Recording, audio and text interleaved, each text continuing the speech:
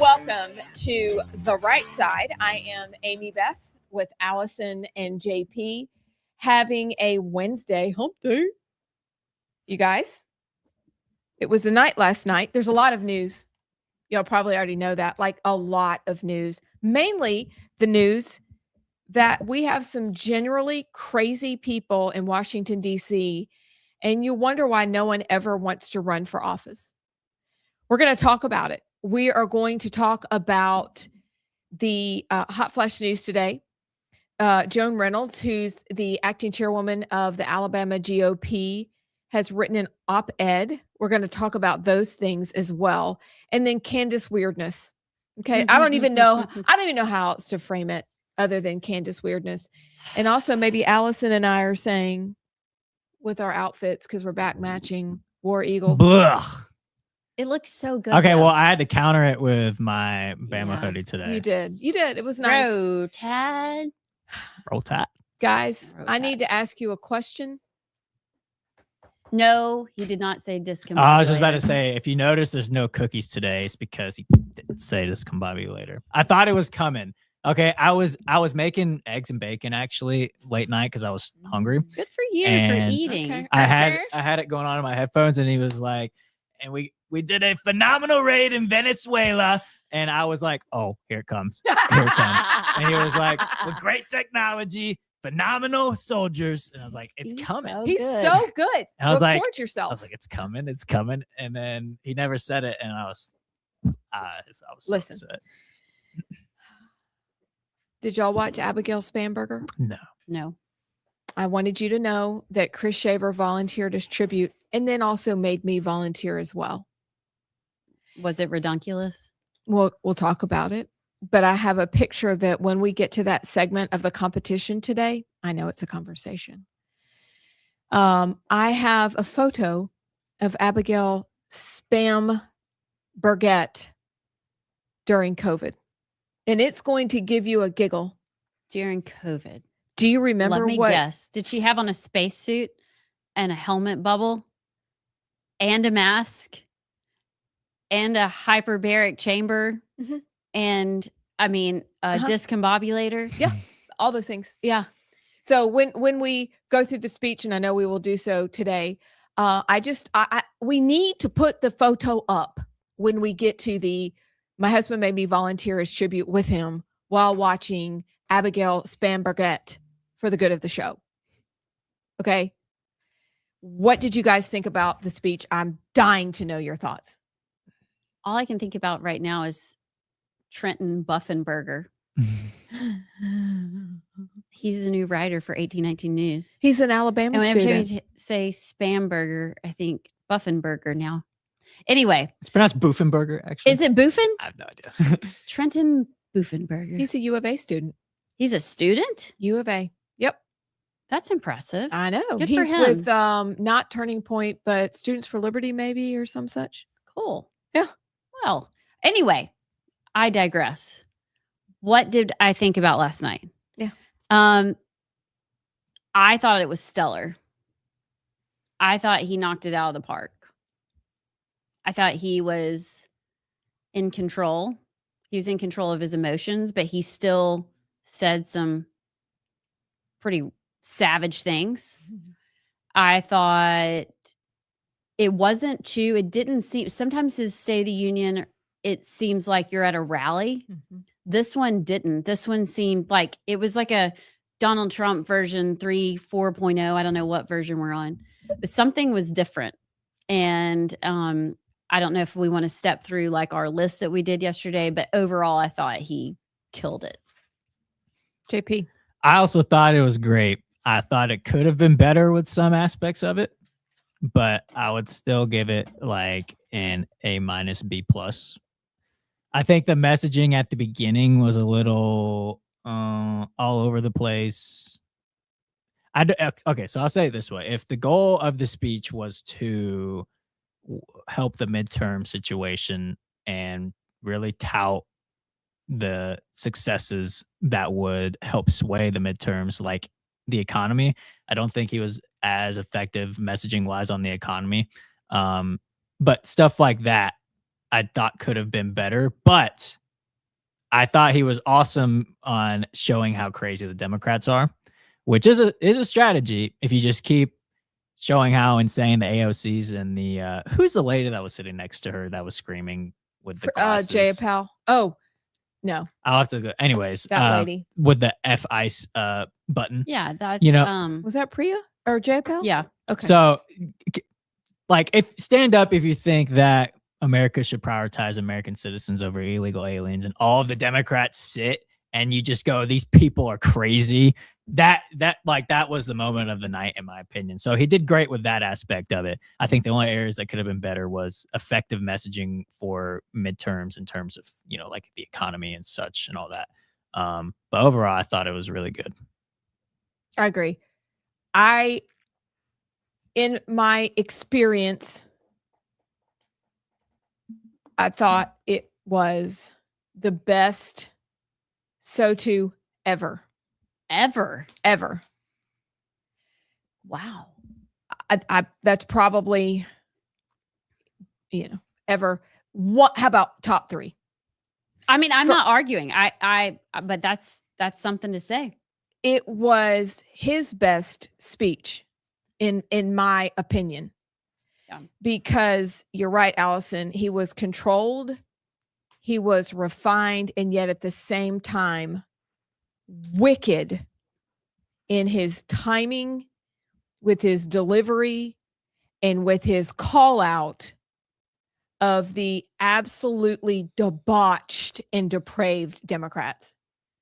And you're right. I agree with both of y'all. The line of the night: stand if you believe in protecting our citizens. And they sat. From that moment on, Chris looked at me. I don't know about y'all, but he was laughing and cheering at some points during the speech. Y'all have to tell us if you did the same thing. But that, to me, he looked at me and he goes, well, that's the midterms right there.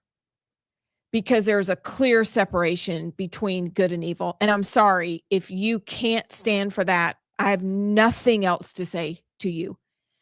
I did think that yesterday we talked about and wondered how long it would take to have somebody get thrown out of the speech. Not very long. Was it like 3 minutes in that Al Green got kicked out, escorted out? I think it was about 3 minutes. Yeah. But he had the Black People Aren't Apes banner, but his hand was over the A and aren't. So there's part of it where it said Black people rent apes. That was that's most funny. of it. That's funny. I was like, you can't even get the sign right.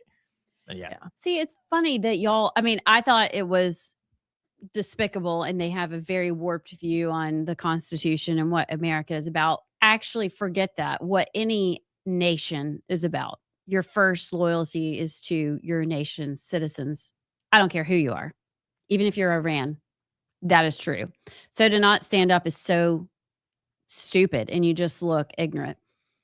I was more appalled that hardly any of them stood up for the Ukrainian. Yes. Didn't get there. Yes. Girl who was killed on the train in Charlotte, throat slashed, killed, broad daylight. Her parents are in the gallery and the Dems can't even stand up to honor her or at least honor a life that was lost. That to me was where I was like, y'all are too far gone. Y'all are a death cult. Y'all are disgusting. I cannot believe we have to co-inhabit this world with you. Yeah. Illegal aliens being equal or better than American citizens is one thing. But like you've lost all semblance of like humanity when you can't even stand to honor a parent who lost a child. I agree. Bad. And okay, yay, they stood for the Olympians. That was great. They stood for the precious old man who received is it the Presidential Medal of Freedom or Honor? Yeah, he was really cute. That was precious. That was absolutely precious. But you're right. I don't know how you can't stand, except that they're coming face to face with their policies that are the policies of death and hell. And you can't, how can you bear up underneath that?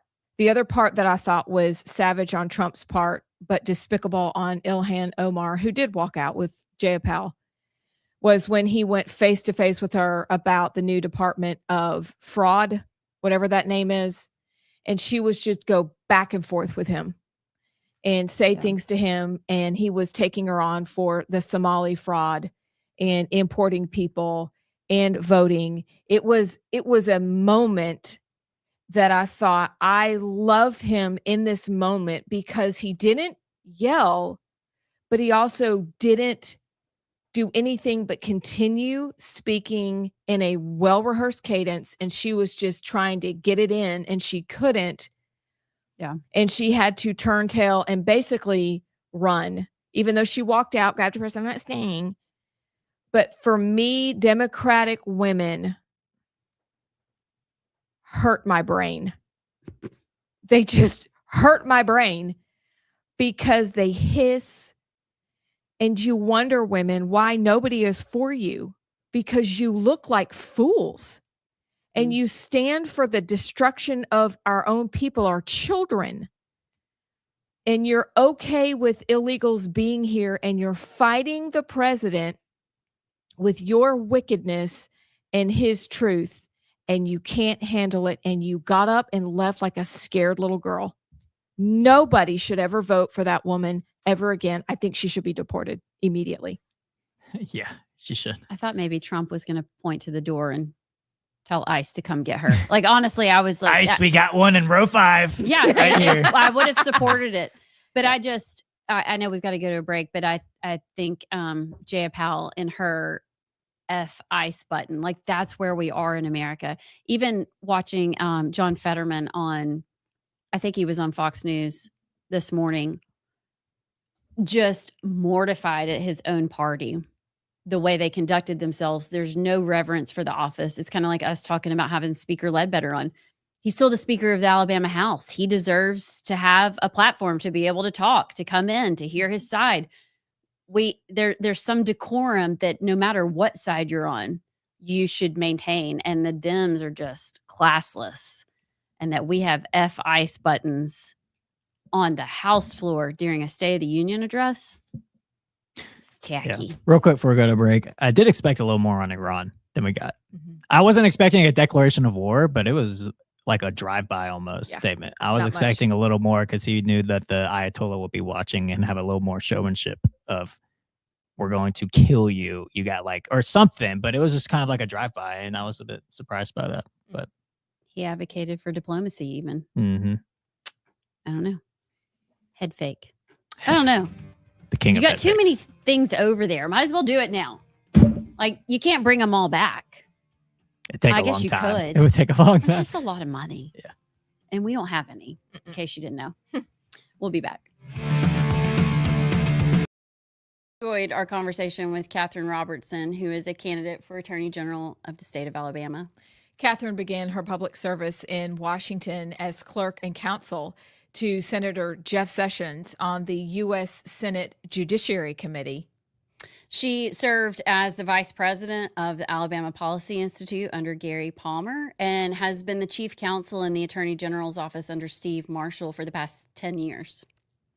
In this interview, we discuss what makes her qualified to be Alabama's next Attorney General and specific issues that matter to Alabamians and fun questions so that you get to know Catherine, the individual. We hope you enjoy our following conversation with her and get to know Catherine Robertson. Welcome. We are here with Catherine Robertson, who is running for Attorney General of Alabama. Thank you for joining us today. Really fun to be with y'all. Thanks for letting me wear a hat. I love your hat. Yeah. I'm upset I don't have my hat on. You're left out. I'm totally left out today. Hers is pretty cool, though. I can't read it because my eyes are going bad, but it's Marshall County Sheriff's Office. Sheriff Phil Sims gave me this hat. He's a good dude. I love to wear it. I am guessing he endorsed you. Yes. Nice, nice. Mine's Rightside Media. You can have one too. Yeah, love it. Blue or black? Take your pick. Oh, yeah. Looks good. So why don't we we're going to get right to it. First question, pretty basic. What qualifies you to be Alabama's next Attorney General? Well, I came into the office with Steve Marshall. I beat him by about a month, but we learned the job together. We learned the job over the course of the last 10 years, but really those first 2 or 3 years getting your arms wrapped around the office. And in my mind, if you have an opportunity to elect someone that's had that kind of training and that kind of experience over a decade with everything we've seen and everything we've experienced, seems like a pretty good choice. So that's why I'm running. I just hated to see 20 years of experience of that office of executive leadership walk out the door at the same time, because I think continuity there is going to serve well all of our newly elected constitutional officers. Right now in Alabama, what do you see as the biggest weaknesses in the criminal justice system? Well, we've corrected a lot of them. I'll say that. I mean, when we got there in 2016, our legislature was in a posture of really being concerned more about prison overcrowding than kind of the back end outcomes of leniency. And so we made a variety of policy changes, working with our legislature. And so the criminal justice system right now is a lot tougher than it was. I think the weaknesses right now come down to really two things. One, I'm not sure our DA's offices have the resources they need to move cases quickly. And two, there are just parts of our state where the elected judges just don't serve the people as well as they should. And so the slowdowns, I would say, are the biggest weaknesses. Now, last year I drafted a law that passed called the Speedy Trial Act, and we can get into that. But that is a tool that's going to be used and has been used to speed up violent crime cases. But it's just the slowdowns. We wait too long for cases to be tried, for justice to be served. And a lot of times those offenders are out on bond committing other crimes in the meantime. It's a real problem. Are there activist judges? Do you see that frequently? Judges in Alabama pushing their own agenda? Or do you just think this is purely a manpower kind of office flow? I think there are places in our state where the elected judges are Democrats and have a different philosophy, probably a more lenient philosophy. And you can get into a really deep debate about whether we should have elected judges or not. I think ultimately I think elected judges is a good thing, but once they're there and they're really lenient and people get mad, it's really difficult to recruit candidates to those races, and it's really hard for them to beat incumbents, and so you get a little stuck. But I don't know that it's activism as much as just a mindset of, I'm here to show grace or be lenient, and where you fall on that spectrum probably has a lot to do with your personal philosophy and ideology. So, to the hat you're wearing and the illegal immigrants that are being gathered up in Marshall County, it's a place Alabamians probably know a lot about. That may be one of the first places people go, oh, that's in Marshall County. Yeah. What are the legal tools that Alabama has to respond to the consequences of illegal immigration? Yeah.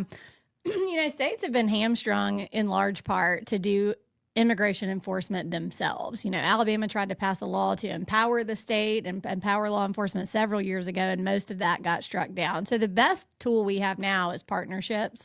Sheriff Phil Sims, who you just mentioned, has a great partnership going with ICE. And so it's just a collaborative, cooperative relationship. I think the unique role that the AG's office plays is the national litigation that we take part in. I mean, of course, we're going to be facilitating law enforcement relationships. We even have a federal law enforcement liaison to make sure we're all staying on the same page. But welcome back to The Right Side. I am Amy Beth Shaver with Allison Sinclair and JP. And you guys, we have a montage. Do we have time for it? Do we have I time? don't even know what time it is. If we do it in like a minute. If we do it. We can do it. We can do it. We can do a montage, and then after the break, dive in. Okay, because JP's don't forget, not convinced. I can see it in his face. He's not. He's not. Do we Okay. have any text? Not really yet. No. Okay. Oh, we got a couple, but Hey, you know what we're But gonna they're do lame. right now? what? Okay, last night we said who would try to get in the frame with Trump, essentially. Okay? JP and I both I said Barry Moore and Tim Burchett. You said, did you say Barry Moore and Dale Strong? From our Bama delegation, I said Dale Strong. You said Dale Strong, and then Allison said Tim Burchett and Robert Adderholt. Slow clap for Al. Okay, we're Nailed gonna it. we're gonna have to save the montage till after the break because we got to talk about this. When I saw him coming back and he made the turn to come down the aisle Is this after the speech? after the speech, Okay, yeah, I didn't. I went to bed. after Okay. the speech when he was coming down the aisle, the like first or second person was Robert Adeholt, and he was like, "Mr. President," and I'm sitting there watching, and I'm like, "Dang it, She was. I knew right. it." She was right. Well, we knew Timmy Yeah, was yeah, going to yeah. be. I mean, did you watch them process? And that was fun because he had his Carhartt and he stopped to talk to all the reporters and the people. Oh, see, I missed that. I'm gonna have to go was back. awesome. So I'm like, there he is. He wore his Carhartt. Oh, did. yes, he did. And then at the end, you saw Robbie. Robbie. And you know what's funny? A. He put a slow motion video of him shaking the president's hand and posted it. On No, his he did socials. not. I have to send it to you. He did.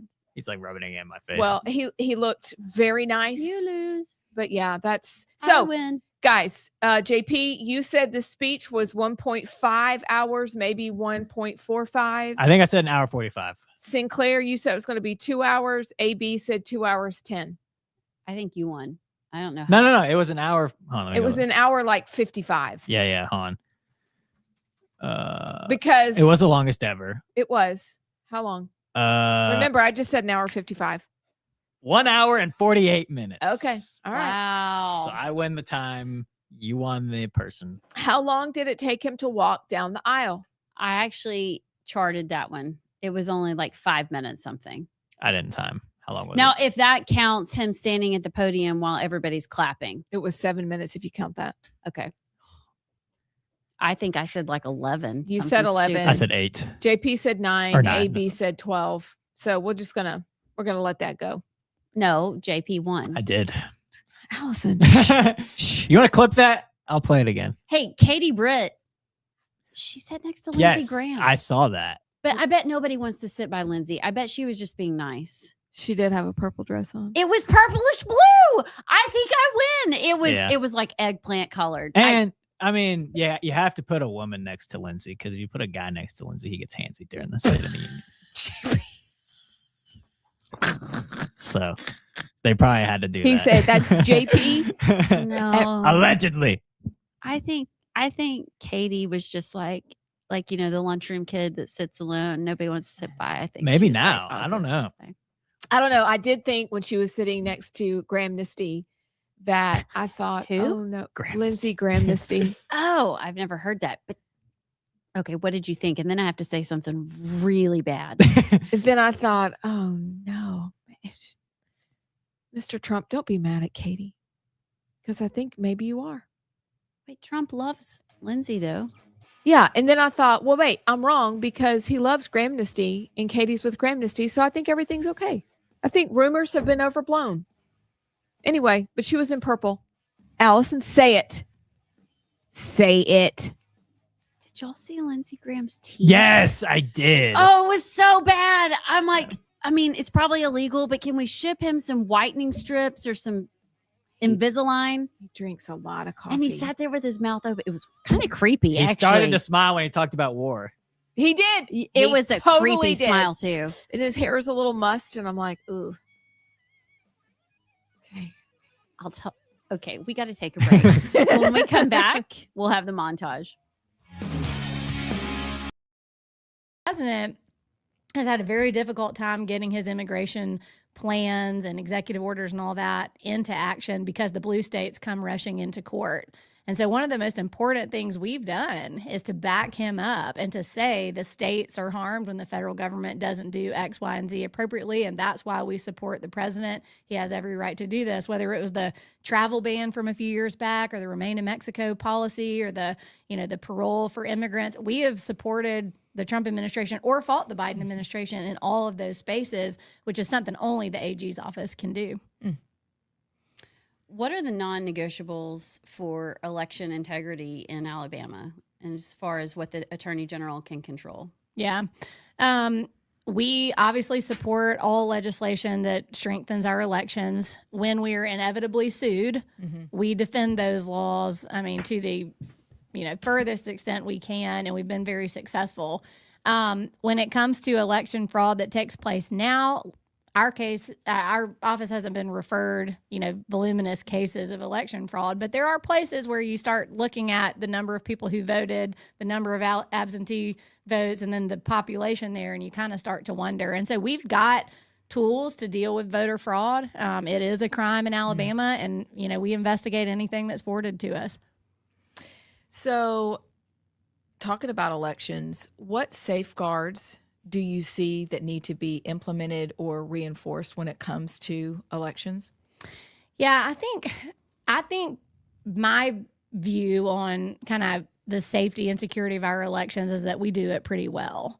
But I do think that Joe Lovern has a bill this session to deal with election audits and that kind of thing. I think you can always be improving. You can never be too careful. Thankfully, again, there are only a few hot spots in our state. Some of them are in the Black Belt where the numbers just don't seem right. But I mean, the non-negotiables are, we don't do ballot harvesting. That's illegal here. We have voter ID. I mean, that's a total non-negotiable. And we have clean voter rolls, which I think we've made a big effort to do. The federal government sued us under Biden when Secretary of State tried to clean up our voter rolls. We fought that. So there are limitations on, how you accomplish these things. But I think it's something you've always got to be striving to improve. What do you think the Attorney General's role is in ensuring that our state government itself, the agencies and departments, are serving the people well? And how would you approach that part of the job? That's a really interesting question, because I think when you're out talking about the role of the AG's office, they either know us as the crime fighters or the, Trump supporting, state sovereignty fighters. Both of those things are true. But there's this big middle section of what we do in the AG's office that never makes any headlines, but that I believe, as a former state think tank girl, really is an important role to improving our state government. We represent every state agency and every department and every regulatory board. And that gives you access to information where you start to see, what are we doing over here? What are the trends over here? Why are you getting sued all the time? Why are you making life hard on these people? And it is a little bit of a stick. I mean, we don't run the agencies. We don't direct the cabinet members, but the role we play in representing these departments can sometimes expose, bad things that need to be corrected, or things that just aren't efficient or aren't aligned with Alabama values. And so that's a role that that I have, taken on personally. All of the agency councils report through me. And so we try to have a really good system to make sure that we're doing our part to keep our government honest. What does that look like if the reports come to you and there's trouble? Walk us through, when would somebody come to you, and then what steps happen from there? Yeah, so any legal document that's filed in court on behalf of the state of Alabama has Steve Marshall's name on it. But those people aren't all under our roof. They're housed in different agencies. And so obviously we want it to be a collaborative relationship. I mean, we try to all, work together and work on the same team. And when I see filings or complaints or suggestions to hire outside counsel, when those things come across my desk, I mean, my first reaction is not to be hostile towards it. But sometimes you start seeing trends that you don't like, whether it's spending too much money, whether it's taking positions that really don't seem that conservative or aligned with Alabama values, or maybe not taking seriously enough things that the legislature has put in place. And so, starts with a phone. Welcome back to The Right Side. I'm Amy Beth with Allison and JP, saying things that, well, we're just having some conversations in halftime. Do y'all do that? How about that? Yeah.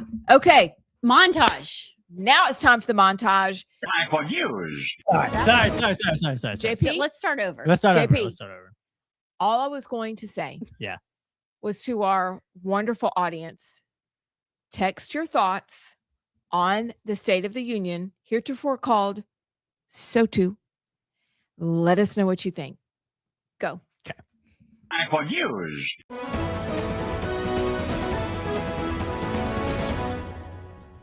Look, nobody stands up. These people are crazy. I'm telling you, they're crazy.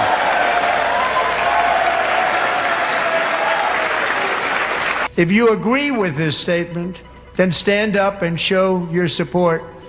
The first duty of the American government is to protect American citizens, not illegal aliens.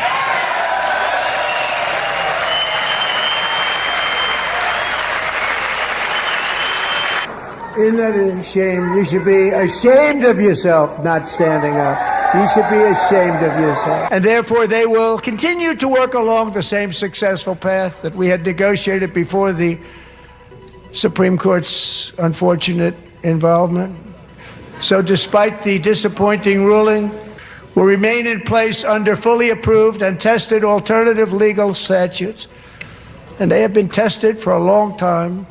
They're a little more complex, but they're actually probably better. The Somali pirates who ransacked Minnesota remind us that there are large parts of the world where bribery, corruption, and lawlessness are the norm, not the exception. They're blocking the removal of these people out of our country, and you should be ashamed of yourself. Perhaps most importantly, I'm asking you to approve the Save America Act.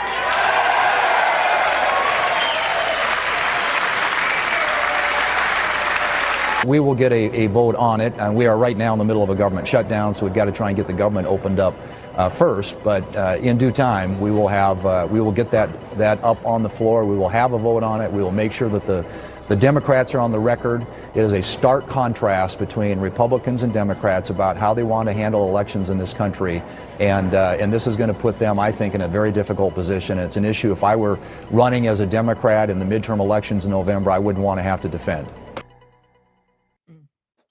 That's good. The mastery, we've already said it, but watching it again, the mastery was stand up if you agree. Putting boundaries, good, all the people, evil.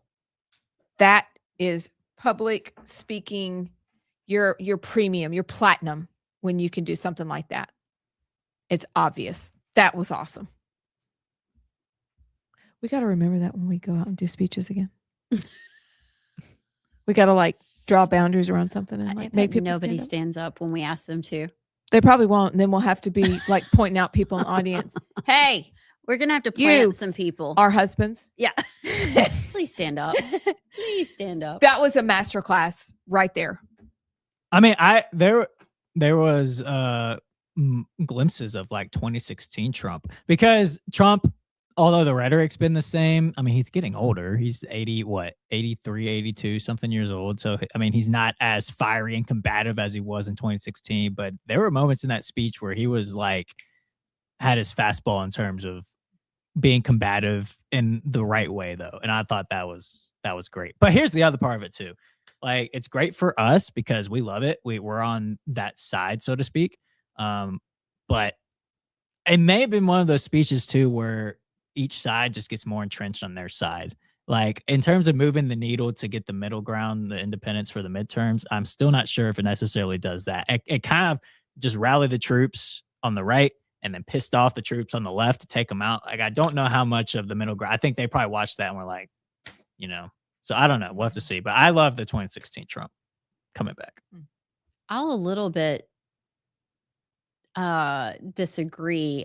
His speech itself wasn't unifying necessarily, but I think something was different last night because of the way he spoke, because of the way he made him sit and stand, because it was so evident when they would not stand up for basic things that just human being to human being you should.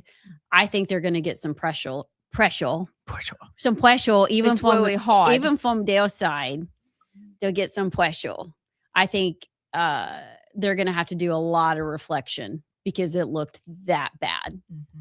So I'm not sure it actually unifies anything, but I think they're going to have to reconsider, do we continue down this path or not? And I thought it was so hypocritical when he started talking about political violence and how we can't tolerate political violence at all. And then they all stood up for that. Right. What? Your people call for political violence all the time. All the time. And you all cheer it on. All your little influencers from Hollywood holding up severed heads of Donald Trump. What was her stupid name? Kathy, not Kathy Gifford, Kathy Griffith. Oh, yeah. The crazy lady. Mm-hmm. And they're the heroes. Kathy Griffin. There you go. She's so irrelevant.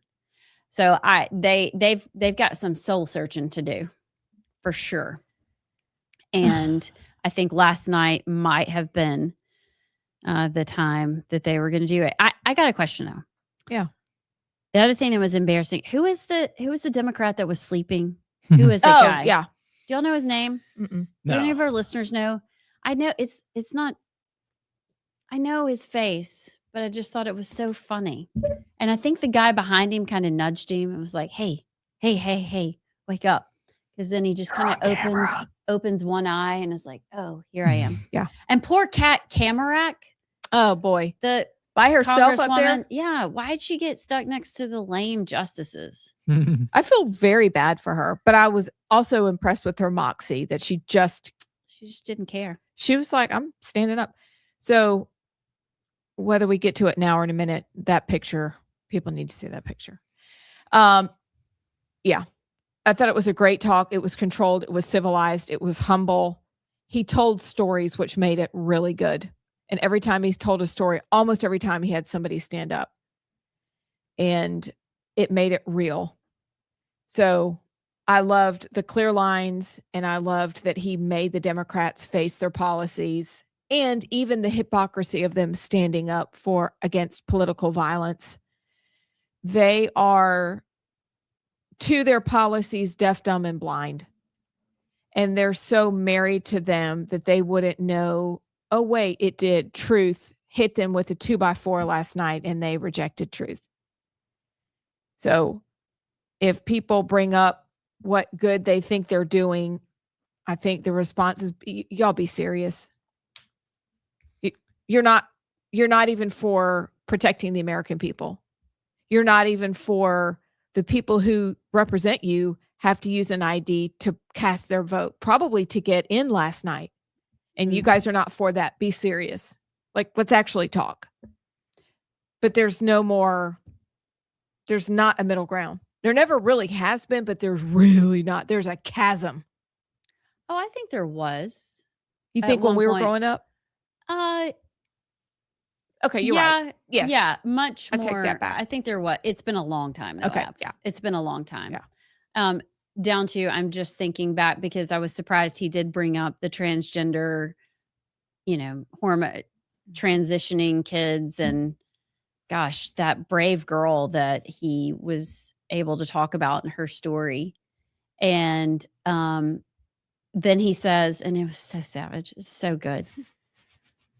And something about, and we can't go ripping children out of the arms of their parents just because their parents won't acknowledge, their transition. And none of the Dems stood up for that. How crazy is that? Like, you're okay. Basically what they're saying, we're okay with the government coming and taking your children away just because you won't say that boy is a girl. That's terrifying. Yeah. That is terrifying. Which that is actually what caused him to go, these people are crazy. It was that. Yeah, that was it. Yeah. Mm-hmm. And you could see it in his face. I think he genuinely was flabbergasted. Did y'all not have just communism like on a ticker running through your head when that conversation happened? Because I thought, tell us you're a communist without telling us you're a communist. Right. He straight up called Mamdani a communist. Did you? Yeah, I did. Yeah. And what did he say? Nice guy, terrible policy. Yeah. It was also funny too, whenever Trump knew he was baiting moments that they wouldn't stand, and he would like look over while they're all standing and he would just go like shaking his head. But here's the other part of it too. Because yes, I agree with you. It was on display how evil and just completely out of touch the left is that night. I get frustrated when I see Republicans who see that as like when Trump, these people are crazy, and they're like, oh yeah, and they clap out. It's like, hey, knuckleheads, you're the ones in power. How about you do something? Because like you let the Democrats, the same people you're mocking, hold the government hostage for the longest period in history because you wouldn't want to nuke the filibuster. You wouldn't Good point. Go beyond to keep them from doing that and obstructing. Why have we only codified like 5 billion of the Doge cuts? Why are we not codifying all of Trump's agenda? Like, so you can go and have your like, your stick your hand out, shake the president's hand, and get a slow-mo of you doing it. Like, you can do all that you want, but the people you're mocking, if God forbid they take the House again, they are going to crush you because you don't do anything to set them back when you're actually in power. So that I get that aspect of it too. Like, Trump's doing your job for you, showing America how crazy your enemy is, but you're not. You're Right. doing what are you doing to actually? So I don't know. I mean, the big beautiful bill was like really the one thing they did, and Yeah. Trump really Yes. ran that through. Yep. So it's like, Republicans, how about you actually do something to crush the left, because they are that out of it. They're down for the count. Like, just all you gotta do is do your job, but they don't. They So. don't. Pause. As you were talking, I was just thinking, you think Robert Adderholt got somebody to video that for him? I don't Because know. it wasn't his phone. He wasn't like taking a selfie. What if he had like somebody who's like, here, get this. So I'm gonna make a slow-mo video. That Well, makes it even funnier. Well, that was the actual like Fox camera that caught it. Oh, that Yeah, was yeah. the Fox camera. So you think they Yeah. just sent it to him? Well, I or think he probably just clipped he it clipped it at and then his slowed. Okay. at his millennial Gen Z. It looked like somebody like down on the floor because it was. Yeah, the they were all angle standing was, up, and it was the angle was straight on. Okay, well, I digress, but I just thought that'd be really funny. And he looked at the camera too. So. He does. He yeah. totally did. Like, okay. Did he have on his double-breasted suit? I have to go back and look. I only saw half of it, so I don't know. Funny. It was a nice suit, but I don't He know. If always it was dresses double-breasted. really well. Yeah. He's like fancy. He is very fancy. Fancy schmancy. Okay, real quick before we go to break, you didn't watch him walking out? Did you see the Massey Trump like stare down as he? Well, was No. I caught it. Nobody else caught it. So like, JP.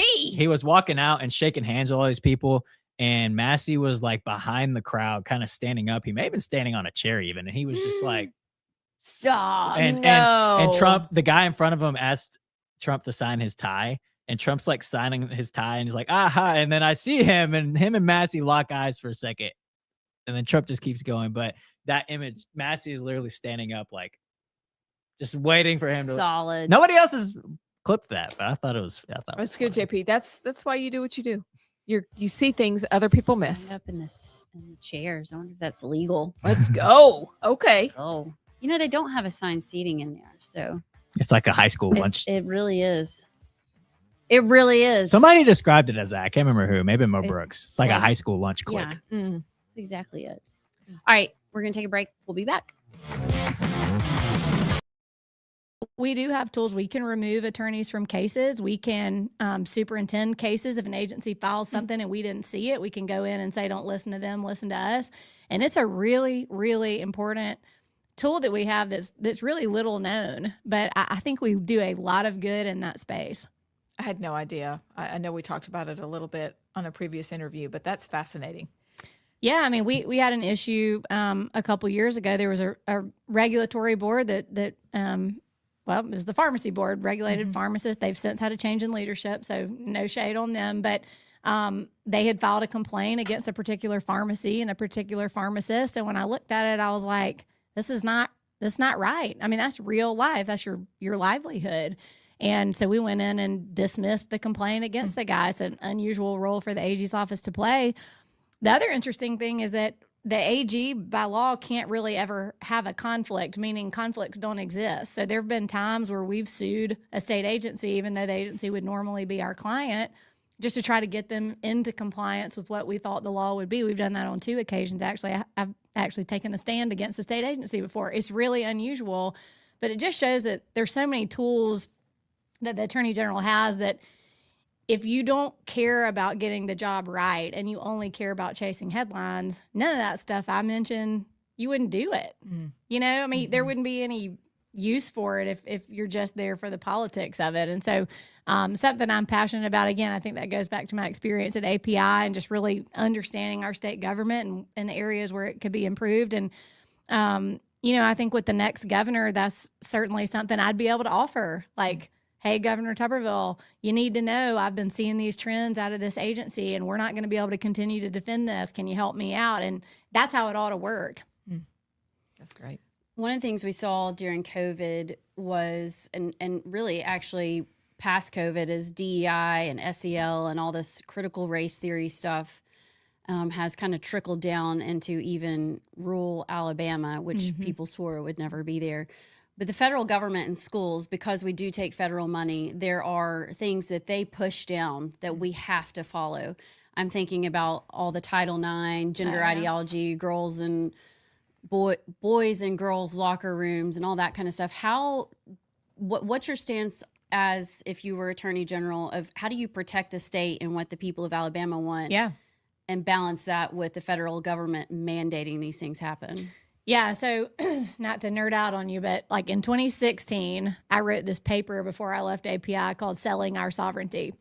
And I laid out all the federal funding that Alabama receives, which is not inherently bad. But I said, what if some administration comes in that's hostile to our values and starts using that as a way to shove things on us that we would never vote for in the ballot box? Well, they did, you know, and Biden learned that very early on. I mean, we had a situation one day where our Department of Agriculture called and they were like, we're going to lose our free school lunch program if we don't do this gender language stuff in all of our documents. And I was like, whoa. It was the bathrooms. You had to have, They threatened it through our WIC program, Women, Infant, and Children's, you know, supplemental nutrition program. They wanted that to be genderless. School lunches, you know, and then needless to say, public schools generally. So there's two ways you have to approach those things. On the one hand, you're running into federal court and you're suing and you're trying to get it stopped. And we do that and we do it well. But the backside of that is somebody's got to be communicating with state agencies to say, look, we can't let you violate state law, but we also know your federal funding is at risk. Let's work through this and navigate this together. And that's a big part of the role I played. It's like, we're over here litigating and yes, we want to win. But I mean, you know, I was writing legal memos all the time, trying to give these agency heads and their general counsels advice on, you know, not forfeiting the money because, I mean, the program is partially paid for by the federal government, but here's how you can maneuver, here's how you can navigate it, and then sort of policing to make sure that the stuff wasn't being pushed through anyway. Again, that's kind of the inside baseball part of it, but there's a lot of aspects to this stuff. You don't just file the lawsuit. There's a lot of work to do within state government, and goodness knows during COVID, I mean, I was putting out memos once a day saying, you can't do this, you can't do this. You've got to adhere to state law, and we will try to help you work through the threats coming from the federal government. So is that what it means then, where sometimes people see the Attorney General's office as that last line of defense? Yeah, I mean, I think the Attorney General got that tagline as the Republican AGs, not all of them. Some of them aren't a good line of defense at all nationally if they're Democrats, but they got that because it was during Obamacare. If you remember, the state sovereignty was really threatened over a provision of Obamacare that was going to like force states to do Medicaid expansion and some other things. And for once, the United States Supreme Court said, okay, states are independent and separate sovereigns. Like, we've got to acknowledge that. And so that kind of became the tagline. Welcome back to The Right Side. I am Amy Beth with Allison and JP. And we have your text because we want your thoughts about the State of the Union and your impressions and takeaways. So, JP. Well, real quick, before we do that, do you want to put up your Spam Burger picture real quick? Well, I would love to put the Spam Burger picture up because that's really the only thing you need to know about her.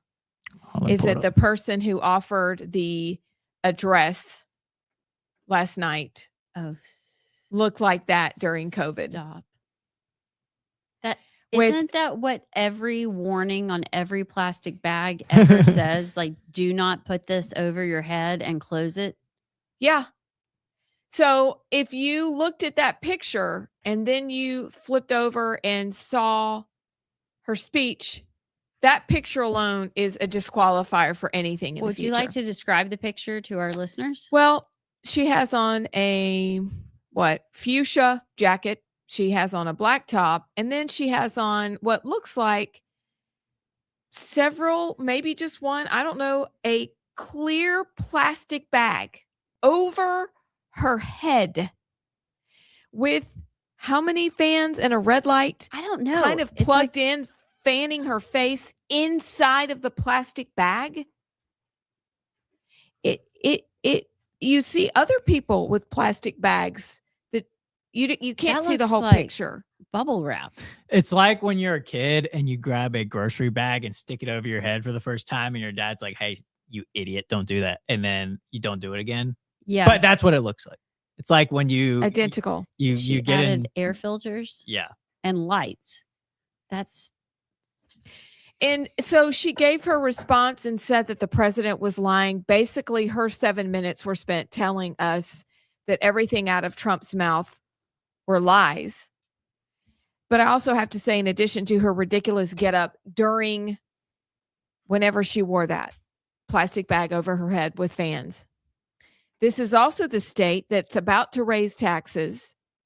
People are really having a hard time with affordability, and they have or are going to approve abortion up to the day of birth. So I really don't care what you have to say, Abigail Spanberger. You may have stood in a historically important place, but when that is what you believe in, you are doing the exact opposite of how you campaigned. Sit down. Why her? Why was she chosen? That just seemed like an odd choice. She's to the me. moderate. no. That's in their brain. She campaigned as a moderate. She's their future. Okay, so that's what I figured. Is they probably see her. I thought it'd be like an AOC or Zoran or something, but it just seemed like an odd choice. The Democrats are such a take a poll, see who people like right now kind of group that she is their future, and she ran as a moderate, even though she's not. Interesting. Anywho, Well, something just fell on me. I hope I it's don't know not what a that was. wasp. Anyways, but 833-687-4448 is the text line number if y'all want to let us know your thoughts. Lisa from Huntsville, she says, I wanted Mike Johnson to direct the Sergeant of Arms to remove Elon from the floor. She's awful. Yep. Red from Tony says, I didn't get credit. He's the one that made all those bets on Kalshi. He said, I didn't get credit for the SAVE Act mentioned because he called it the Save America Act. Oh, so no. close. Yeah, it sucks. So close. No. That's lame. It is lame. That is lame. Karen from Rogersville said, awesome clapping emoji. He cooked the Dems. Thumbs up, fire, fire, fire. And then said perfection, US, US, US. And then she told me that Trump is 79. Thank you. And then Patrick from Decatur says, JP's on a roll today. And he also said, I agree with Amy Beth. Best State of the Union speech I've ever heard. The only thing I would have changed about it would have been to have the U.S. men's hockey team come down the aisle and walk to the floor, then cross check the Democrats on the way That's out. good. Love that. That's really good. Yeah. All right. We will get to so much more after the break. What it means can be on the national front. It can also mean in the state, even though people don't think about it that way as much. But it's kind of like when all else fails, Congress doesn't get things done very quickly. The president gets stymied at every turn. Who do you look to that can be agile and quickly rush in, to either promote something or defend something? And it really is the AGs usually working together, and it's pretty effective. What do you think is the most significant legal threat facing Alabama in the years to come?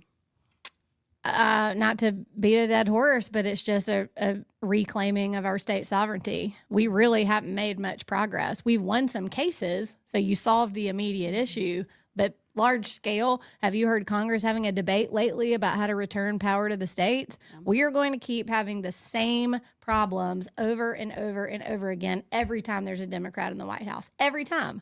Because they look at Alabama as a deep red state, but it's a poor state that's heavily reliant on federal funding for federal programs, and they're going to jerk us around every time. That is the biggest threat, because every other thing that we work on, every girl sport, every, DEI, all that stuff, COVID vaccine mandates, all of that is pushed through because of a lack of state control. And so that's the biggest threat we have. It's the biggest thing that we need to beat back. So what does success look like for a conservative attorney general?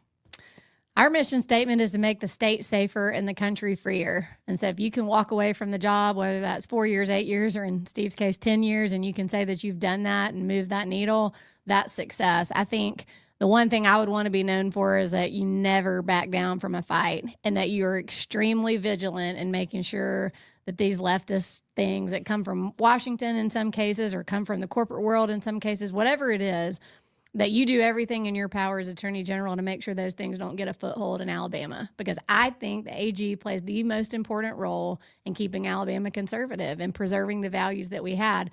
And if we'd been lazy over the last 8 or 10 years in the way that we did business, Alabama would look really different. Kind of last question, serious question. We've got some fun kind of get to know you questions. It's what we end the radio show every day with a would you rather, just a really fun something.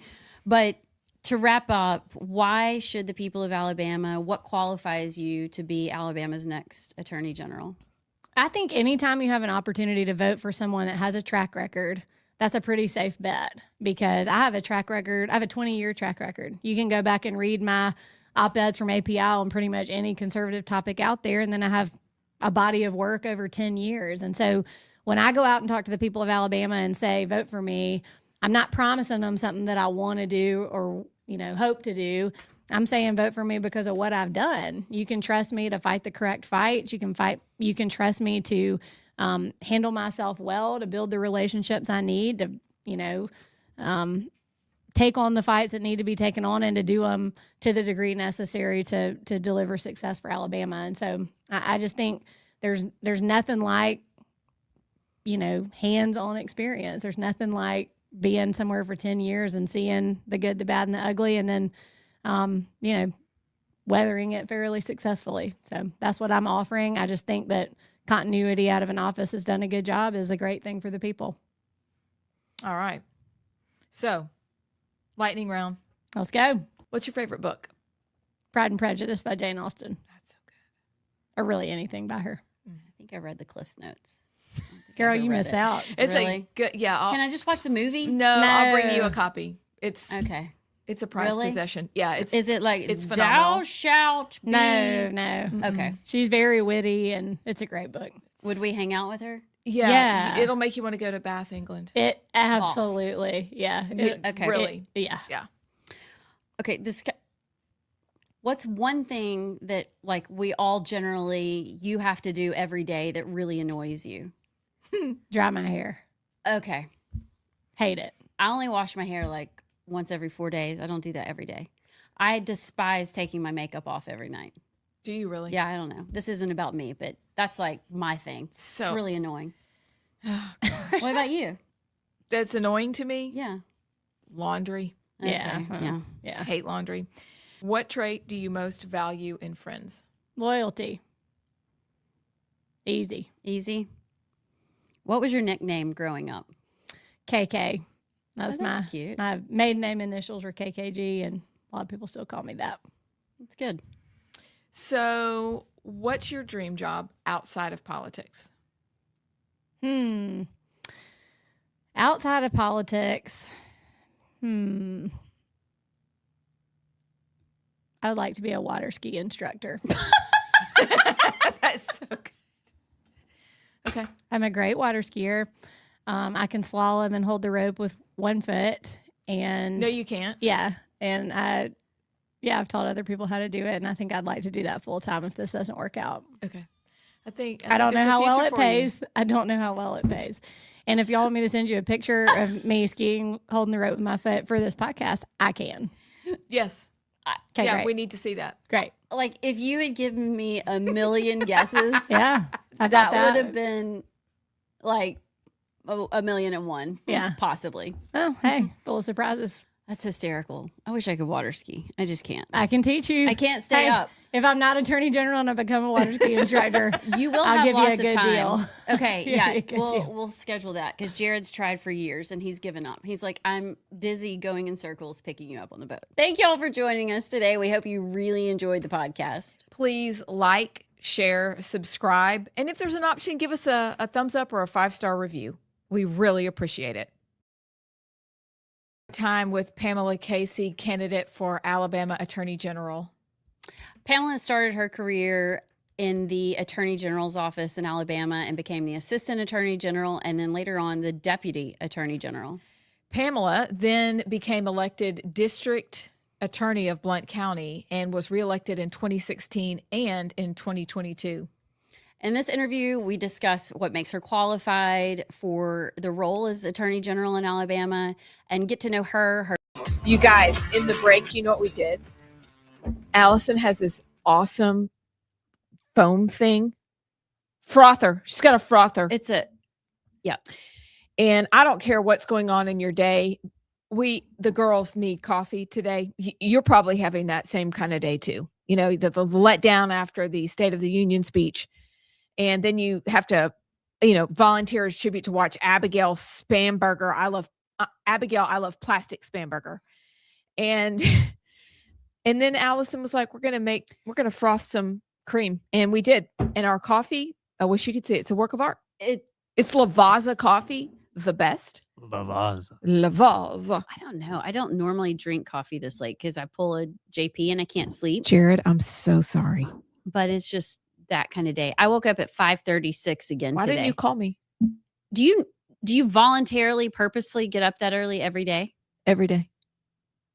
Every day. I get up. can't What's be wrong that with guy. you? Like when I was on Dale's I wish show, I knew. I was able to do that because I trained myself, but I cannot do that. Like Because so first, I've had conversations with all people in my family. Apparently, it is a natural thing. Like these girls wake up early, but my dad woke up early as when I was a baby child to go moonlight and work. And so the only time I would see him is if we had grape nuts at the crack of dark. that makes sense. And so we would have breakfast together. Yeah. And then he would go That makes off and we sense. wouldn't see him for a little bit. And so, And now you're married to a doctor, so you've got to do the same thing. yeah. So when somebody's like, do you know what happens to doctors? Like they work all the time. I was like, yeah, it's my dad. So it's hard and they work all the time. They do their best. So you adapt. And I adapted by getting up really early. And I'm sorry. But so if y'all ever wake up and you can't sleep, just I'm awake. Good to know. I'm I awake. love 7 o'clock would be the perfect time to wake up. What's your natural wake up time? Like you're I don't you're even know anymore. sleeping and you're just like your body goes, ta-da, let's wake up. I would say probably 6:4. Why are you laughing? It's just so early. Why are you laughing? No, probably 6:45. Now, if I do it right, I can go back to sleep till probably 9. That is a gift. I'm proud of it. So It's a this gift. 5:36, whatever, hence the coffee. Anywho, Okay. JP, what's your Cheers. natural time? Cheers. 9. Mm. And then you're lying. no. You're so lying. What? You're You mean lying. 10 Why do you think I'm o'clock? lying? You're lying. There's no way. You have to focus to wake up at 9. Well, no. So I'll normally, because of my work schedule, like I set alarms starting at 8 and they normally keep going one after another until 9. What if you didn't have work? So if I I'm did, thinking I don't have work. if I didn't have work, my body would kind of normally, it would wake up around like 9ish because of my work, but it'd be like, okay, well, you can go back to sleep if you want. And then I normally go back to sleep till like 10:30, 11 Okay. ish. Yeah, I don't know. Now I go Ish. to bed early and that's the trade-off. I miss the fun. You probably missed jail, I missed a lot of jail. sketchy things at gas stations, and Yeah. all this My stuff. peak operating time is 9 though, for sure. That my kids, some of them, yes, they should be trauma surgeons and work in the ER for their time frame. My father-in-law was like that. He was a night owl. I cannot relate. What if you're not either? Then you're dead. Yeah. I'm just a midday worker. I That's what I call myself. I can be trained to be a morning person, It's good. but not JP. not fun. Like I will be miserable for like the first hour I'm up. Yeah. Yeah. But Chris I is not a can- morning person. And so it's kind of funny that this is the job God chose for him. So Mm. it's hilarious. Okay. So why don't we do this? Y'all tell us what your natural time to wake up is. I'm telling you, I get a lot done in the morning. My kids, they did not like that. All right. So we've had a conversation, honestly, for 2 weeks now about closing primaries, about ballot challenges, details that feel like it's inside baseball, but it's how the system works. And JP has for us on our list today, and someone was kind enough to send it to me also. So it's validation. We got to talk about this. What would change the situation in Alabama so that we would have Republicans only running the show? And then also, as part of the conversation, Joan Reynolds actually wrote an op-ed, and it explains the ballot challenge situation and what that means. And in it, she says it's really simple. And that's the part that is really good to talk about, because it is really simple. Either you follow the rules or you didn't, and that's it. Yeah. That's it. And we want to make it so much more complicated and give the anecdotal reasons why you should be the exception and not the rule. But if we are going to be a people of order, then we have to follow the rules. I don't care how much I like you. These are the rules. It's not personal. So she wrote a really good op-ed about that, but it was kind of expanding, Allison, on our closing the primaries, but what else do we need to do in order to do that? Yeah. She says, quote, let's see. The decisions were not personal, political, or arbitrary. They were made according to written rules adopted and affirmed by more than 400 members of the Alabama Republican Party State Executive Committee. These rules were not created overnight. They were debated, amended, and approved by elected representatives of Republican voters from every corner of our state. And then she says, here's the simple truth. If someone has recently voted in or run in another political party's primary, or has funded or publicly supported another political party or its candidates, our rules say they cannot simply walk into a Republican primary and claim our label. So then it goes on to talk about the sore loser clause. If someone loses a Republican primary and then runs against the Republican nominee in the same election cycle as a Democrat or independent, our rules say they cannot later return and run as a Republican again. So I think part of it is that in the past, other chair people have been lenient and a little lax. There are ways you can override the rules, but the rules are the rules. For instance, in the instance of Dean Odle, who lost the Republican primary, lost the nomination, decided to run as an independent, it's pretty clear you cannot do that. No matter, I mean, I do think that Dean Odle is a conservative. I do think he is a Republican. I do think he probably has always been that. But he made a choice to run as an independent against the Republican on a ballot. And therefore, the rule states this. So, yes, either there are rules or there aren't rules. Who is the one? Jesse Battles. Up in Hunt, or what district? He's in Gadsden. District 10. District 10.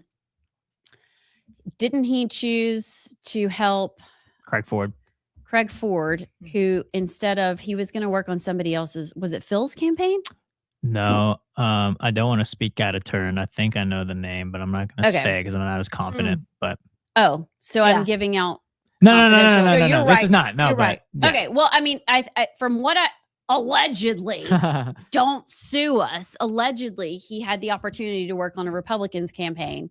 He did not. He chose to work on Craig Ford's campaign, which in theory, mayoral races are nonpartisan, but he's a Democrat. And so you can't run as a Republican. There's a time that has to go by for that. So good for Joan for speaking out about it. There's been lots of uproar, but I agree. Rules are rules. Yeah. It is not different than Trump coming in and handling immigration and everybody's losing their mind. It went on just unrestricted for how many years? 30, 40 years? And people are mad at him because daddy's home. Like, here, these are the rules. It's not different than this. So the same people who are for enforcing the borders and doing what Trump is doing are outraged that somebody in our own state would say, no, these are our rules, and this is what we're going to do. And we've got to remember that you can't lose your head and just decide to go get in another race with another party. You can't do it. If you don't like it, these same people in any other circumstance would say, well, then change the rules. Fine. Get on the committee and work to change the rules. But the rules are the rules. Yeah. The only response from like the Dean Odals to it has just been a lot of cope. It's like he put in one of his videos a quote that he apparently got from John Wall on a phone call where John Wall was saying that, well, the rule is intended to keep out liberals, not conservatives like you. And it's like, okay, but did you break the rule? Like, okay, right. Yeah, that's cool. Well, and he admitted in his statement, right. He's like, technically I broke their little rule. Right. And I know from somebody else who ran into this that they were warned about it years before and they were told, or they said in response, well, so it's like these people know, but they expect an exception. And like you said, it's like rules are rules. And so whatever, but it's like, did you break the rule or not? So it's so simple. I think a lot of what I hear is that, the complaint is that John Wall, the former chairman, who is now running for, what's he running for? Lieutenant governor, and Tommy Tuberville, they didn't take those cases to even a hearing. The first vote is to vote whether you should take it to a hearing. And they're saying that they're playing favoritism or their personal relationships. I hope that the same rules apply to John Wall and Tommy Tuberville, and that if they broke the rules are the rules, even for them. And if the steering committee thought they broke the rules, they would bring them to a hearing and move forward with that. That is my hope. That's the way it should be, no matter who you are. But good for Joan for getting out and talking about it and trying to be a little transparent, because I know there's been a lot flying around about it. And she was put in a really tough spot. Yes, she was. Kind of a whirlwind, and had like a week of being the acting chairwoman and then had to take this on. So we've got to take a break, but I do kind of want to talk about closed primaries and how we maybe have an update on something I heard that might be happening at the State House. I don't know. You have to stick around to hear it. We'll be back.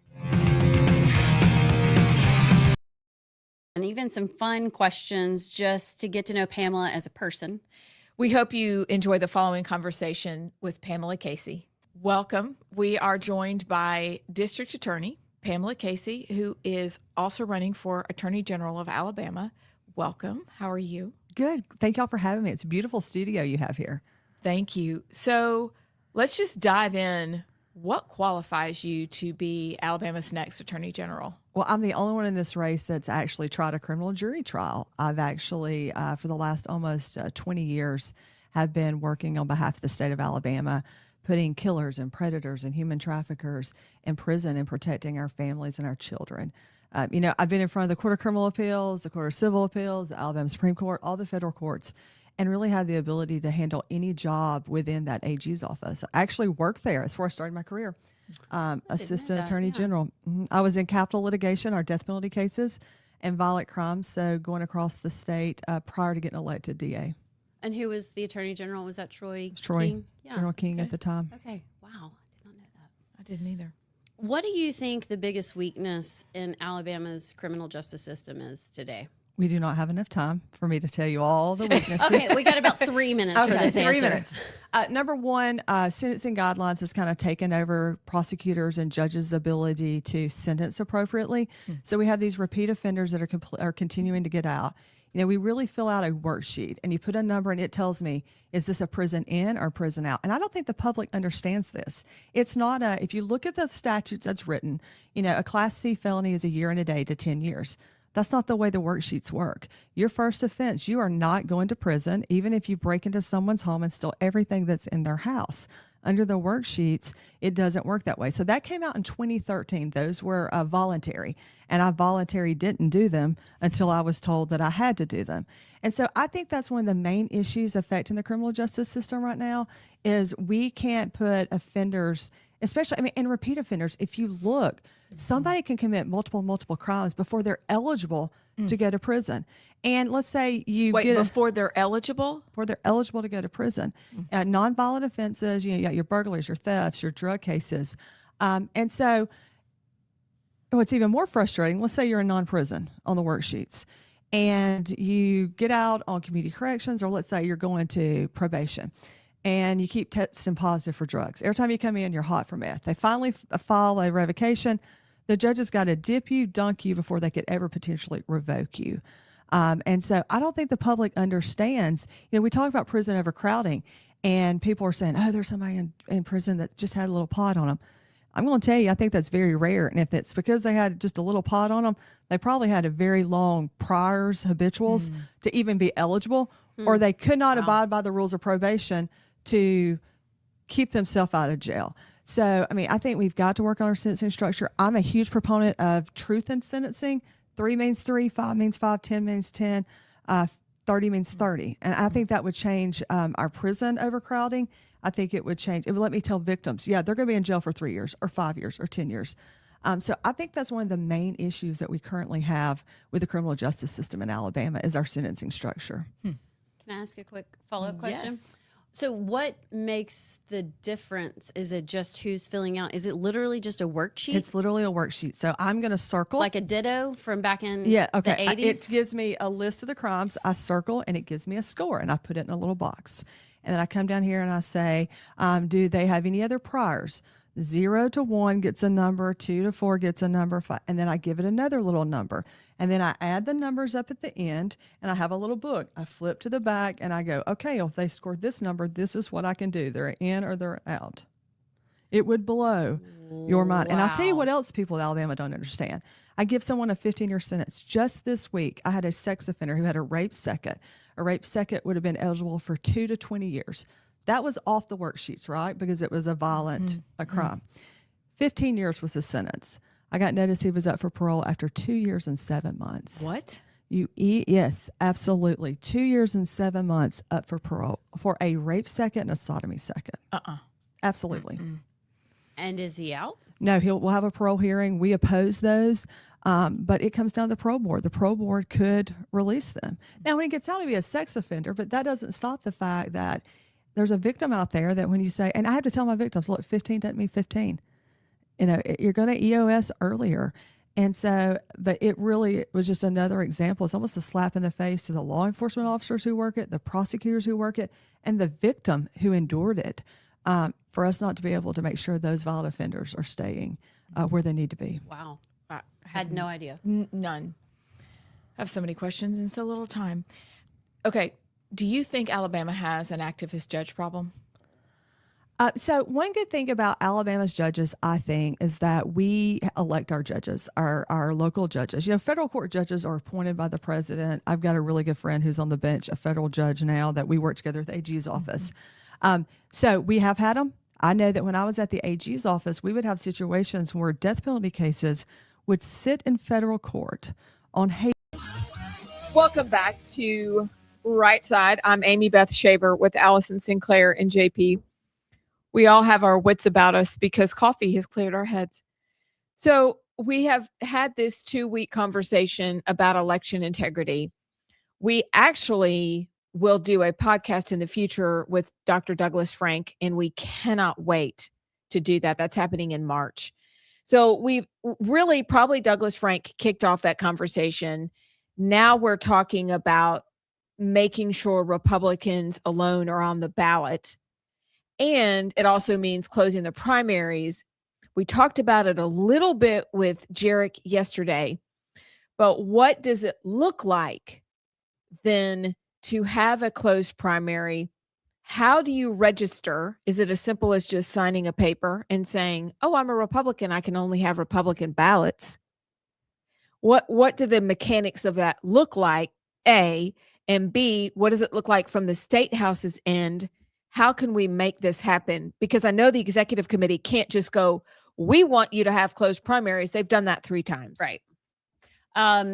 Yes, you're correct. The Alabama Republican Party has passed at least twice a resolution stating that they would like to close the primaries. This became really a lot of talk the last 2022 election, mainly for the Senate race with Mo Brooks, Mike Durant, and Katie Britt, because there was a lot of talk about how the Democrats were coming over to vote for Katie Britt and in the primary to kind of get her through and over the top. There were Democrats that were actually coming out and they were on record saying that, which honestly, why not? Why Republicans? I mean, Republicans will usually always win unless you're in some districts. But if that is an option, why not play the game? If you're a Democrat, what do you want? If there's a Republican that's going to win, why not try and choose it? But the way it is, if you vote in a Republican primary, the way it is now, let's see, in the runoff, what are the rules? You can't switch in the runoff. Correct. So even though we don't have closed primaries, if you vote in a Republican primary, you're kind of on that track all the way through the way it is now. But you can change whatever election 2 years later, you can be a Republican, then you can be a Democrat based on what you want to accomplish. The closed primaries would be you have to designate yourself either a Republican or Democrat. Doesn't mean you couldn't switch. Mm-hmm. It just means you have to plan ahead before you walk in on voting day and somebody comes up to you and says, hey, I'll pay you $25 if you'll vote for this person as you're going in. And you're like, oh, fine. I wasn't planning on it, but why not get $25? You have to plan a little bit ahead to switch your party registration. The legislature has to pass that though. And for whatever reason, and the theory is that is what Speaker Ledbetter was referring to when he said, I don't give a crap about the Republican Party. He was saying, I don't care about the Republican Party. They want to close the primaries. And it is alleged that he said, we won't win if we have closed primaries. Mm-hmm. I heard the same thing. Now, Okay. Alleged. Okay? Allegedly. That We is don't know. not. Read our ticker. We need an allegedly button. We don't know. Put that at the bottom of our ticker, good sir. I mean, so allegedly that is what the context of that recording was. We don't have that though. So it could all be false. Nevertheless, there's a lot of talk now in Montgomery about actually closing the primaries. And I heard today that there is a 90% high chance that a bill will come forward soon and that it will pass to close the primaries. Can we go down there when that happens, when it reaches the governor's desk? I don't know if the governor will let us in, but we could go down and be in the gallery when they pass it. Could we? On the House floor. Wouldn't that be great? Yeah, seriously. And We'll meet y'all there. If they do it and Ledbetter, because nothing passes or doesn't pass in the House or the Senate without leadership's approval. So if the closed primary actually passes the House, it will be because Speaker Ledbetter and his people said okay. And in which case, we will give him a what? Big. Hey, add some clap. sound effects. Pew, Sound pew, pew, effects. pew, pew, pew, pew. Thank you. That's what's going to happen. That would be huge. So hearing it's going to happen, don't hold me to it, but would be big news. Big. Huge. Are you doing the movie too? What movie? Pretty Woman? I was just doing huge. Trump. Big mistake. Huge. Oh, she says it in Pretty Woman. Anyway, Oh, that's right. Oh, I forgot. That Yep. was so. I'm sorry. you got it. But we might be closing our primaries. We'll see. We'll be back.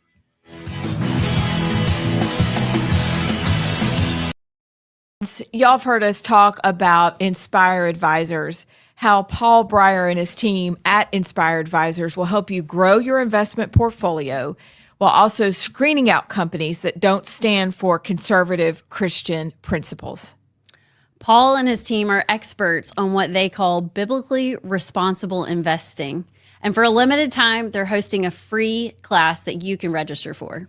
Check out the class and register for free at moneypatternwealth.com.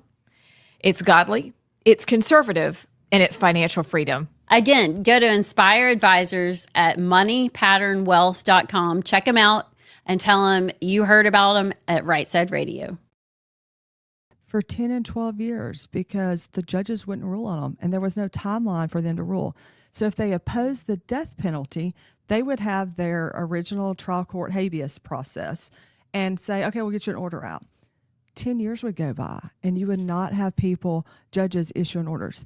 So I have seen that in the federal courts, not so much in the state courts because we elect our judges. They answer to the people. They know that in 6 years, they're going to be up for an election and they're going to have an opponent if they're not doing what essentially, and that's a hard position to be. Yeah.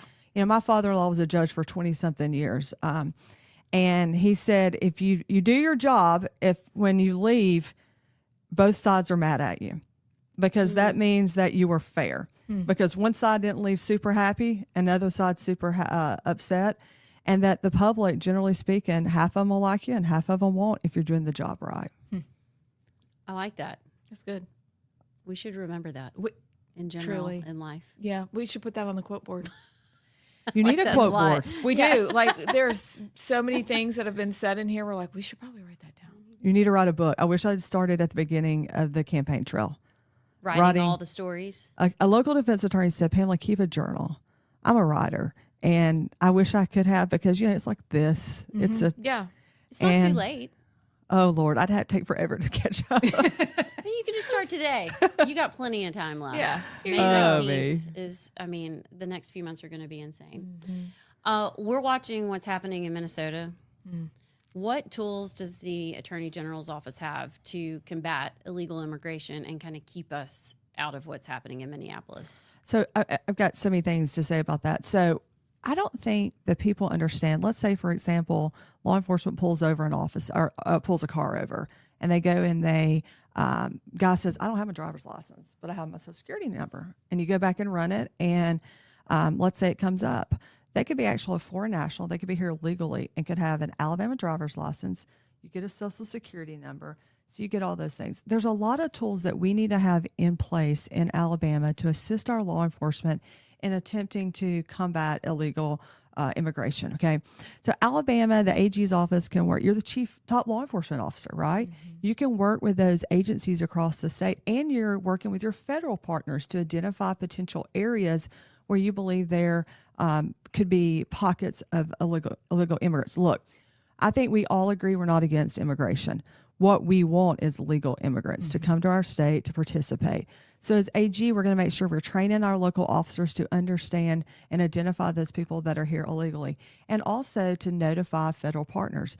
There were years, especially as DA, that you would call the feds and call the feds and call the feds. Hey, I got somebody here, And it would take forever to get somebody with ICE or an ICE hold to come and pick somebody up.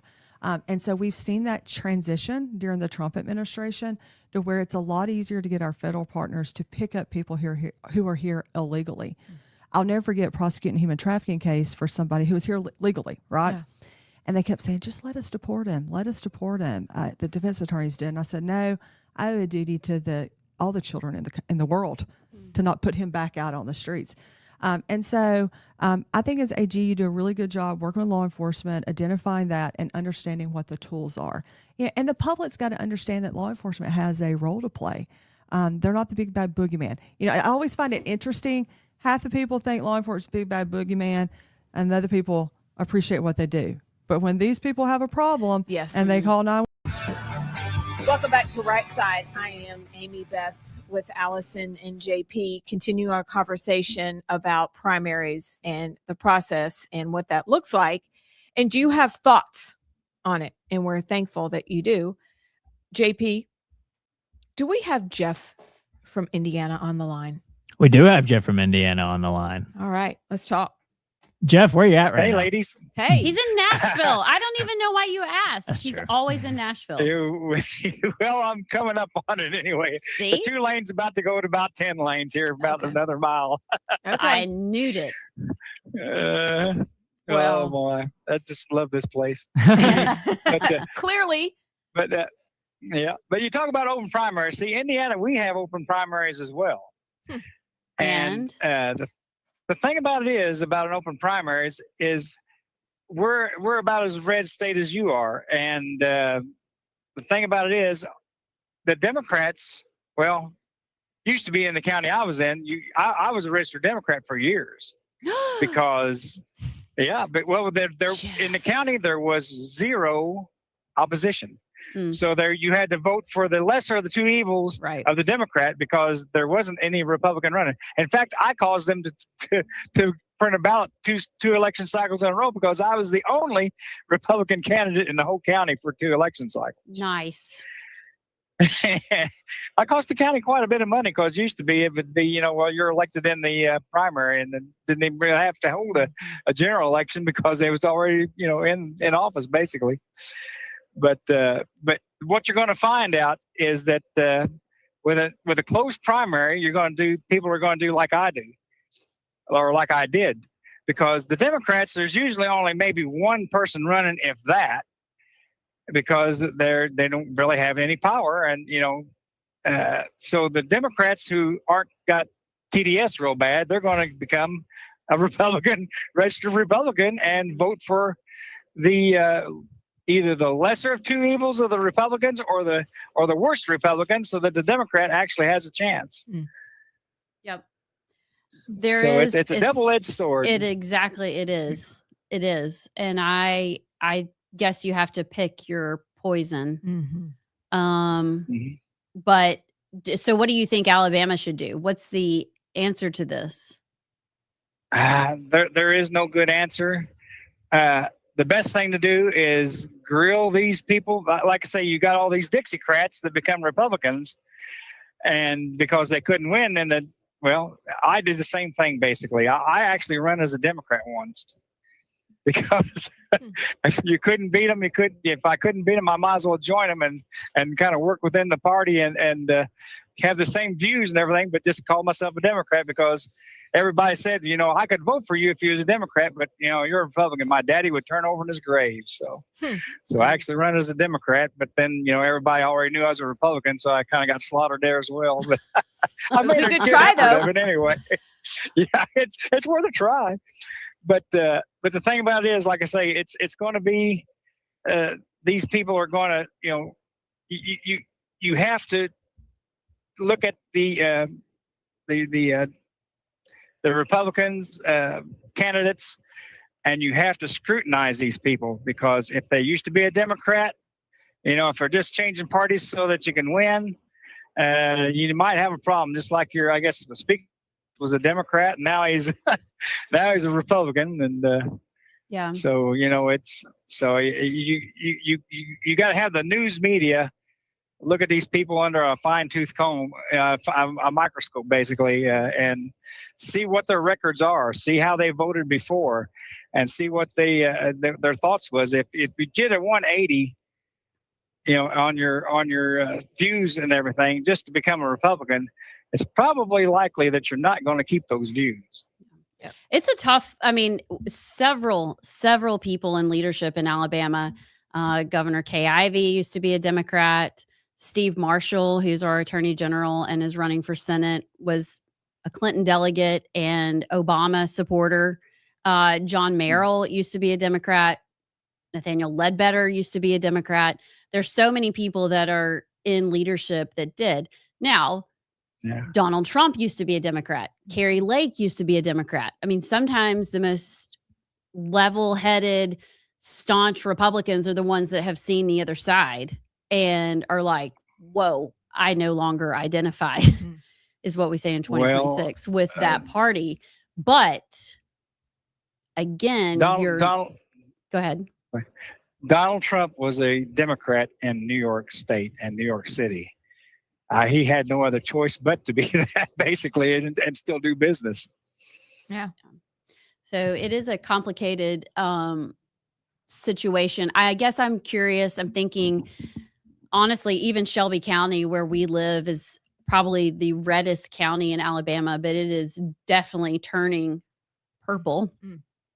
I think the Democrats probably have a lot of momentum, or they feel like they are gaining momentum even in Alabama as the National Democratic Party kind of starts to surge. So I wonder if they will actually register as Republicans, because then that starts to diminish their kind of momentum and what they're building. But what we're doing now isn't really working. And part of it, like you said, is part of the voters' responsibility. We are very low information voters and we don't really dig in. Then you have millions of dollars that are spent on these You have to races. hold these people's old views and everything to what they was and everything. Leopard Right. don't change the spots. If you're dyed in the wool, got TDS, and become a Republican, you might want to question that person a little bit harder. Good thoughts, Jeff from Indiana. Jeff that is always in Nashville but says he's from Indiana. Yeah. He calls into an Alabama show, always from Nashville, but he's from Indiana. A likely story. I just wish we had some good shows in Indiana where you don't have any anymore. Mike Pence, our former governor, used to have one, but he's long gone. Bless it. Thought he was your Yeah. governor. Wow. That's a thing. That's a whole thing. That is. Well, Jeff, be safe in those 10 lanes or whatever. Did you say 10 lanes? You're about to go to 10? Yeah, about That's a 10 lot. lanes here, but I'll be going about 3 mile an hour for shortly, so I'll be safe at 3 miles an hour. Thanks for checking in and have a great day. You all have a good one. Thank you. See ya. Thank you. Jeff. It is complicated. It is a complicated order, like Bonquinqui once said. Got a complicated order. Like the king burger. Oh, Where you can have it have it your way. Just don't get crazy. Have you seen that? You've never seen Bon Qui Qui? What? No. JP. In the break. Security. You've never. I love that the tradition of Phil making movie references and looking at me, and I'm like, Oh, this No. isn't it a continues. movie. No or idea. whatever this is. In living color, right? Well, Or was it? I think it was in living color. Yeah.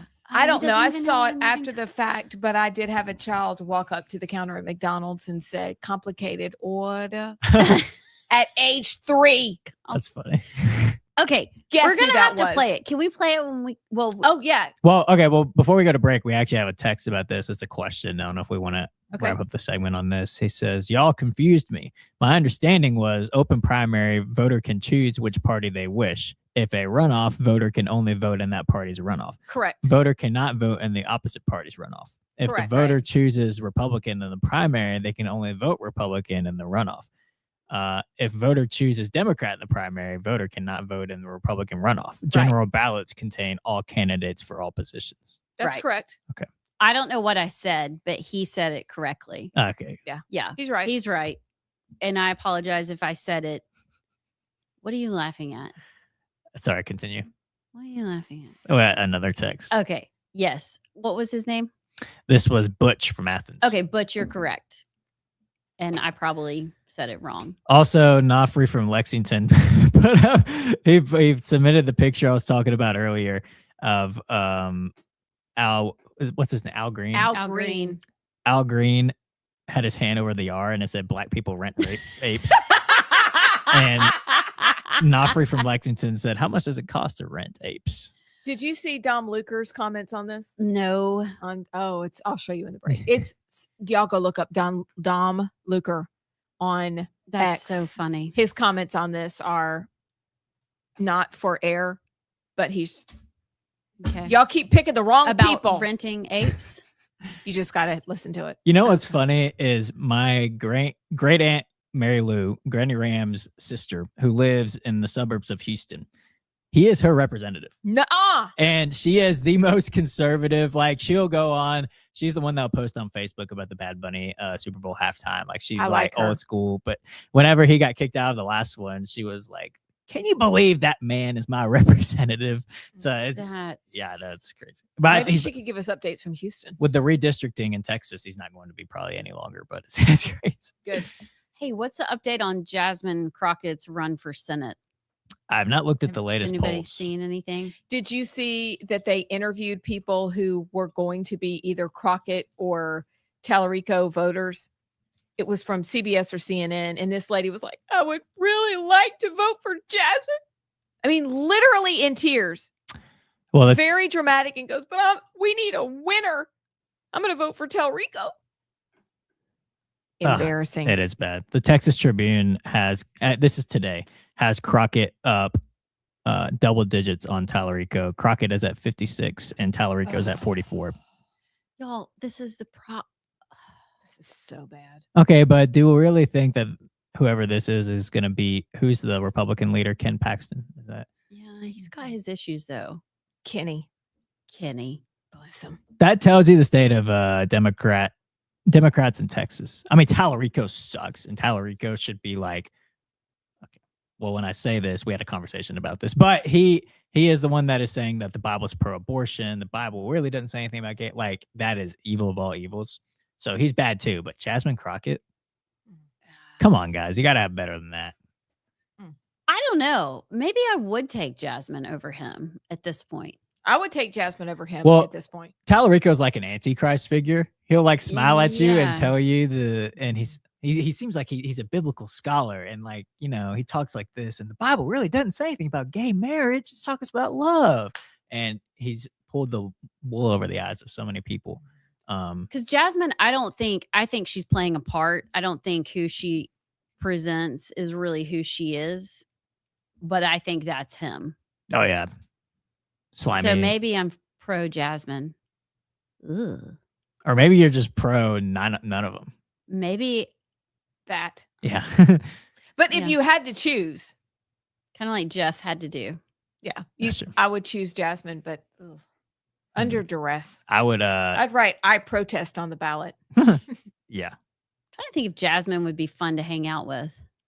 You know, I don't know. I think she probably is one of those playing a character, Yeah. and outside of it, she's like maybe not that person. She went to a private school. She grew up really well, but she is absolutely playing a part. She can be bought.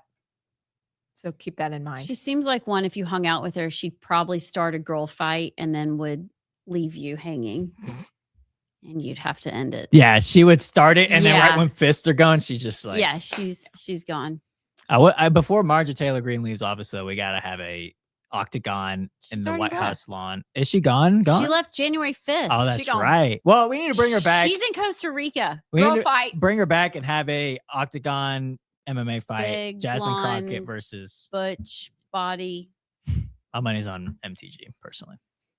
Girl can lift some weights. Maybe that's She what she's can. doing. She posts all the time. She's like CrossFit. Oh. Serious. Okay. We'll take a break. We'll be back. Who do they expect to show up? Law enforcement. Yeah. And they want them to help them. Yeah. And I tell people all the time, law enforcement's understaffed, underpaid, and overworked. And they are the people putting their lives on the line for us every single day. And, you know, you see those decisions that are made spur of the moment. It's hard. It's hard to wear a badge. It's hard to make. I've seen that for almost 20 years talking to guys. And people are leaving the force. I've got local people who are leaving because it isn't worth it to them anymore to be dragged through the mud if they make the wrong decision at the wrong time or what's perceived to be the wrong decision. Well, pivoting from that, let's talk about election integrity. What are the non-negotiables for election integrity? Well, let me tell you what I discovered over the last 2 weeks. We just indicted a gentleman in Blount County for a non-U.S. citizen voting in our elections. He had voted 9 times.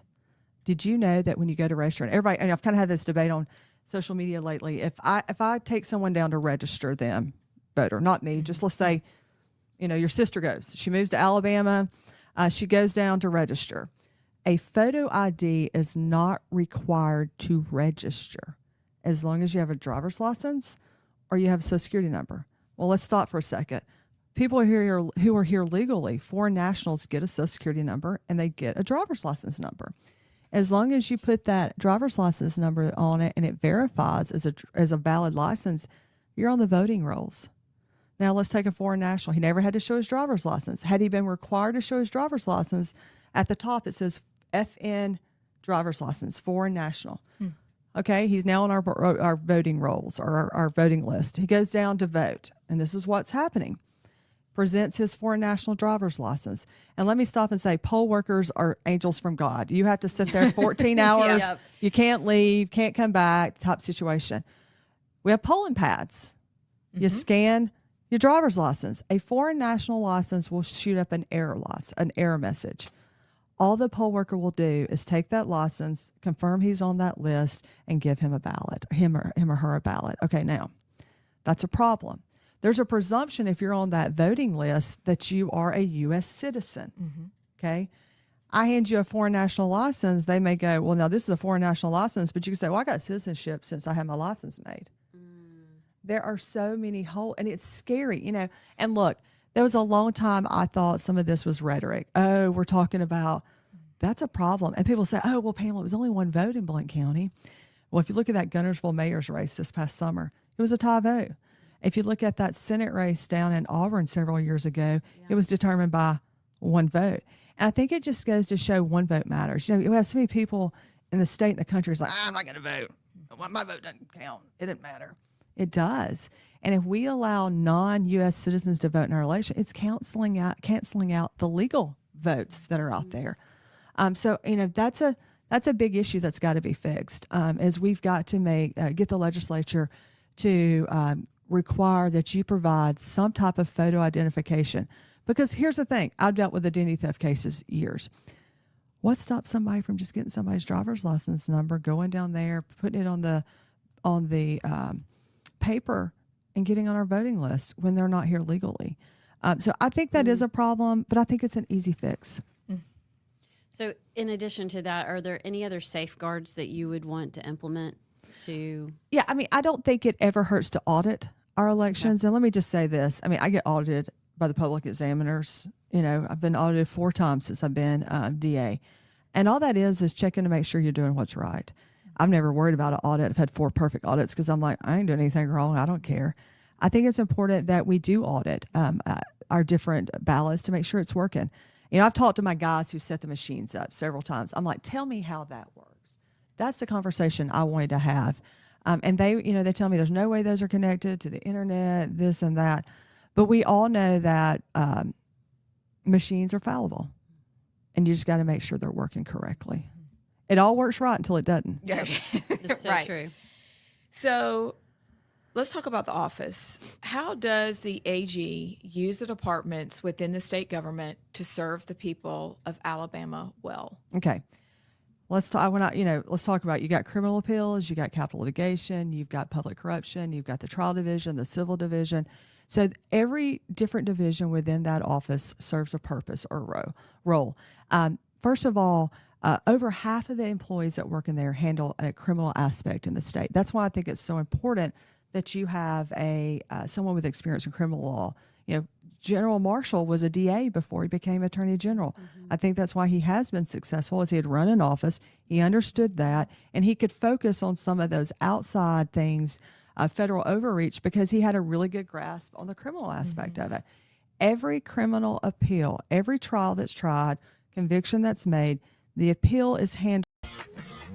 Welcome back to Rightside. I am Amy Beth Shaver with Allison and JP, and we are looking ahead to the 4:00 hour where we have some hot flash news. Oh, I forgot about that. We have following up on what's going on with Candace, just a little dip in. Perhaps we'll check in on Iran, and then we have some other stories saved for y'all because it's Wednesday and there's still a lot going on in this world. However, we felt like we needed to educate JP because JP didn't know who Bon Kwikwi was. And so now, just for your afternoon joy, ladies and gentlemen, we bring to you from days gone past, from Mad TV, Angela Johnson as Bon Kwikwi. Show up. Girl, I will cut him. Girl, yes, I will. You remember what happened last time, right? When he had said he didn't hook up with Tracy, and then I had found out he did. Girl, I cut him. Oh, girl, yes, I did, girl. Excuse me. Yes, you see me in the middle of a conversation? Don't interrupt. Rude. I'm gonna have to call you back. Welcome to King Burger, where we can do it your way, but don't get crazy. All right. Can I get a number 6 with a cookies and cream milkshake? You sure you just don't want a Coke? Pardon? I gotta get the ice cream out, put some cookies all up in it. I don't even know how to use that blender. They're gonna be pressing all these crazy buttons. No, you can have a Coke. Let me get number 6 with a large Coke. Next. Hi, I'll have a number 3 with no cheese, no tomato, and no lettuce. Dang, anything else? I got a complicated order. Let me get number 3 with no cheese, no tomato. Oh, wait, I'm sorry. Excuse me, sir. You see me trying to put in my order? Don't interrupt. Rude. And no lettuce. That's it. What? I changed my mind about the cheese. Oh, now you want some cheese. Yes. Now you want some cheese? You see me put in the order why you didn't say nothing in the first place. I tried to, but... No, sir. Don't get loud with me, sir. Do not get loud with me. Oh, no. Security. Security. This dude needs to go. He needs to go. Needs to go. Thank you. Bon Qui. Oh, hey, Mr. Williams. How are you today, sir? I've had better days, Bon Qui. This is the 5th time you've called security. Now, how many times do I have to tell you cannot call security just because somebody has a complicated order? Is that what you have said? Yes, that's what I had said. Oh, okay. You right, Mr. Williams. My bad. I'm sorry. Next, please. That What? is You, JP. we We gotta didn't cut even it off. get to her It's the boyfriend. best. We're about to come up part. on a break. What's Are we going to be able to what's play his the name? full clip? Dwayne. Hey, Dwayne. Yeah. Come on. We have to have some listeners that'll back us up in this one. Like, All right, listen, Okay. y'all. Bet. Can I get a number 5 with a boneless, skinless chicken that is slightly seasoned? No. Security. Security. Need to go. Need to go. What? Sir, she was trying to fight me, sir. No, I wasn't. Well, I will cut you. I'm sorry, she's with our Out of the Hood program. Out of the head. Oh. Hey, Dewar. Hey, what's going on, Bon Quick? I didn't know you come here. Yeah, man, I ain't on no house arrest no more. Okay. What you want to order, boo? Hey, let me get number 3, and instead of fries, let me have some onion rings up in there, bro. Okay, that's all you want. Yeah, bro. I don't know what I want. Oh, what? Oh. Let me put in your order. Okay, then. Yeah. I'm like, it's a queen. Now listen to me sing. He wants a number 3 supersized onion rings. He could come out the house with no ankle bracelet on, but he's got 2 stripes, so don't get his order wrong. You know I'm looking cute, and there's nothing you can say, but if you give it me, we can do it your way. That's pretty funny. yes, that's key, right? No, that's Peel. It's Peel. I think That's it's Peel. Peel. It's Yeah, yeah. Peel back when comedy was Nobody just knew who straight Peel was. Then. funny. You can have it your way. Keegan Michael. Oh, no, he's Key. That was Key? Yeah, that was Keegan. Okay. Ke- Boy, they're so funny. All right. I cut you. We'll be back. JP here with Rightside. I need to remind you that Inspire Advisors is one of our sponsors, and they are doing amazing work. We know this audience, and you're the kind of folks who believe in standing up for your principles and being good stewards of your resources. What if the companies you're invested in don't reflect your values at all? That's why you need to meet Paul Breyer and his team at Inspire Advisors. Inspire Advisors, they are experts in the field of biblically responsible investing. They can help you grow your bottom line while also being proud of what companies you invest in. Inspire Advisors, you got to go check them out. Here's their website, www.moneypatternwealth.com, and tell them you heard about it on Rightside Radio.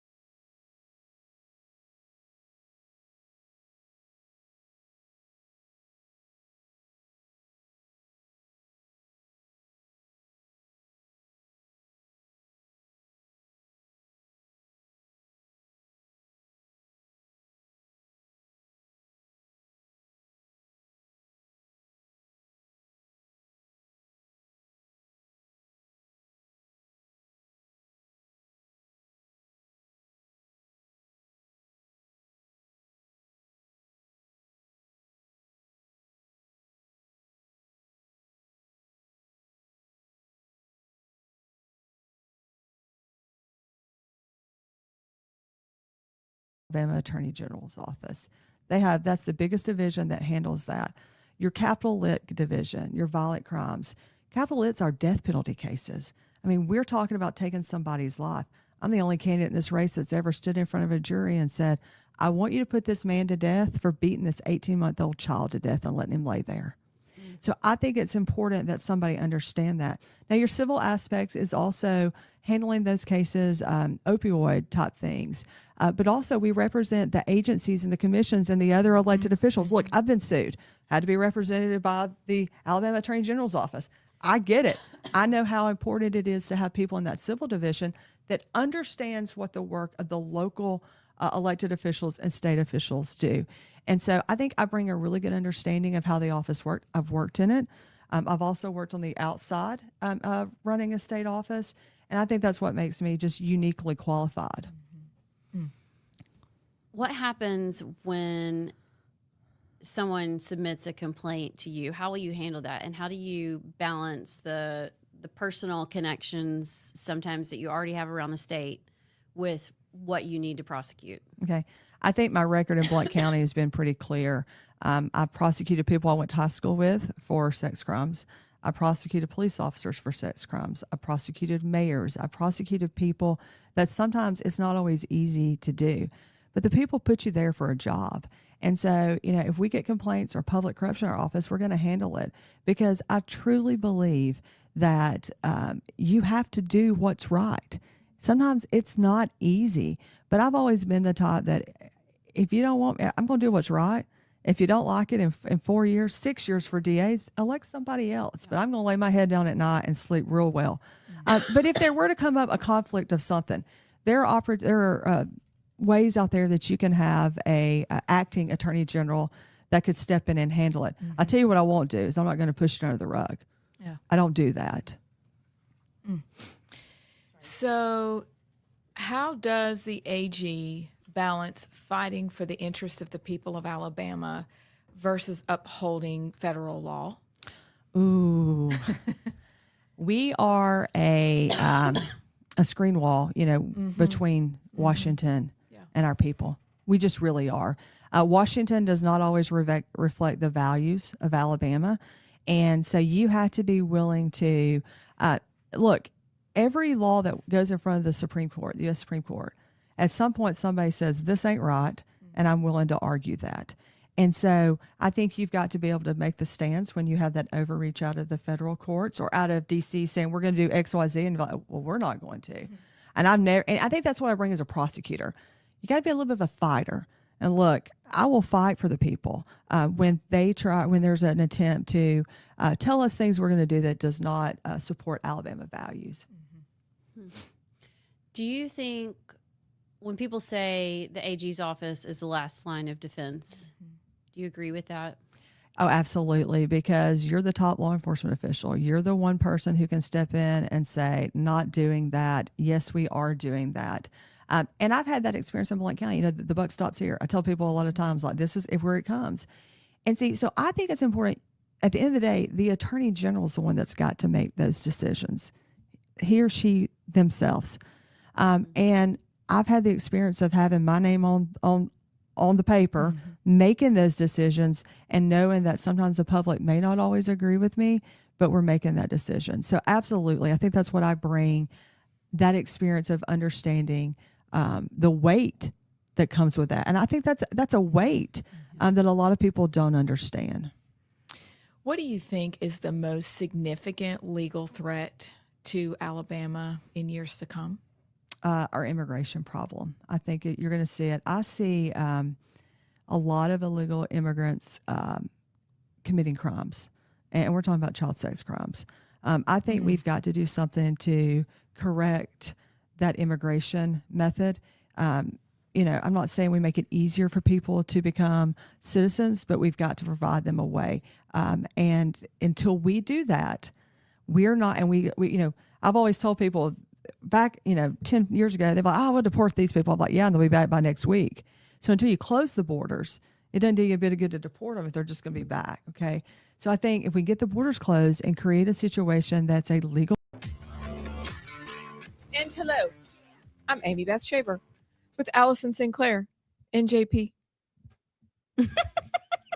This must be a really good I'm having hot flash news. My microphone keeps messing up. Can y'all hear? Oh, yeah. I got it. Okay, Wait, hold on. Who knew that happened? Yeah, push Okay. in the red button, Mm. and then you can move it. This Yeah. is a game changer. Okay. We're today years old. Okay. Figured it out There we go. How come I still have the big hunky one? I've noticed that. because ours have to match. Yeah. That's true. I mean, I don't want the obviously. tripod, but I just now realized how we've. Yeah, ours have to match. Hey, but we all have Shure mics, which are great Yeah, yeah. microphones. They did not pay us to say that. They're great microphones. Okay. So in the 4:00 hour, we have hot flash news. We will do the 3 at 4:30, and whoever else knows what's going to happen in between. But you have to stay tuned. Oh, maybe a little dip into Candace weirdness. I don't know. I'm not really sure. But the internets, when I woke up this morning, that was the thing that was trending. So maybe we'll dip in. But really, what we want to get to is hot flash news. So, JP.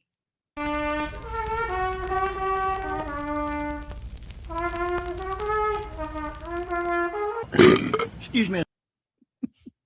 You think that was a gin burp? It never gets old. It just doesn't. A gym burp. Gin. Gin? Gin burp. Oh, like it tastes like gin. Yeah. Coming back up. I don't know. Excuse me. Stepper. I didn't mean to let that one out. How unladylike. Oh, so maybe I should do hot flash news in this Yes, voice. you should. So hot flash news today, y'all, is a little boring. Oh dear. It's not funny, but maybe we can make it funny. Did you know that Representative Mac Butler, AL.com, is reporting that he filed House Bill 475? That this would require the Public Service Commission to host a meeting each year to discuss how it will regulate the utility companies it oversees and other topics within the agency's authority. Authority. And it would be a public meeting, like a town hall. Really? I'll be. Yes. So Do we have to go? Mac, we could. We would cause a ruckus, though. We should not attend. Okay. But we could.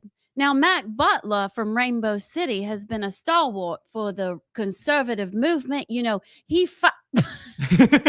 oh, I'm getting into it now. Yeah. Okay, I'm going to keep going. He filed the bill to ban the chemtrails. Oh, not them. You chemtrails. remember the chemtrails? Oh, yeah. They're still there. Yes. Yeah. Them lines in the sky. Yeah, those lines. A friend of mine yesterday sent me a text and she said, "Can you tell me what these are?" I said, "My friend, those are chemical trails high in the sky, streaking across the skies, and we're all gonna die." And she said, "No." That was good. This is how you make boring news fun. Did you know that the Senate committee approved a bill setting a minimum police staffing standard for Montgomery? Montgomery? What? Yes. Caleb Taylor's reporting that this bill would say you can't have just one police, you have to have several Police? Police. Yes. No. Yes, the popo. You have to have several. And Mayor Stephen Reed, he can't take like 3 off the squad. Oh, you mean like he's want to do sometimes? Well, he does this, y'all. So he sends one patrol car to pick up his son at school. I'm not kidding. This is serious. He sends one patrol car to pick up his son. And then he has one that sits in front of his house. So this Senate committee bill would make sure that there were enough police out there for the people. Mayor Reed. Not just Stephen Reed. That is so interesting, ma'am. Did you know? Shipley Austin, or Austin Shipley. Austin Shipley. Well, his at, you know, the little at sign. The ampersand. On the keyboard. No, the ampersand is the and. This is the at. Oh, yes, yes. Oh, I'm so sorry. It says Shipley Austin. So I wasn't sure because, you know, in the South, everybody's names are kind of funny. Yes, ma'am. Like everybody's Mary. Mary Beth, Mary Ruth, Mary Caroline. Mary Michael. Mary. Amy Beth is all there together.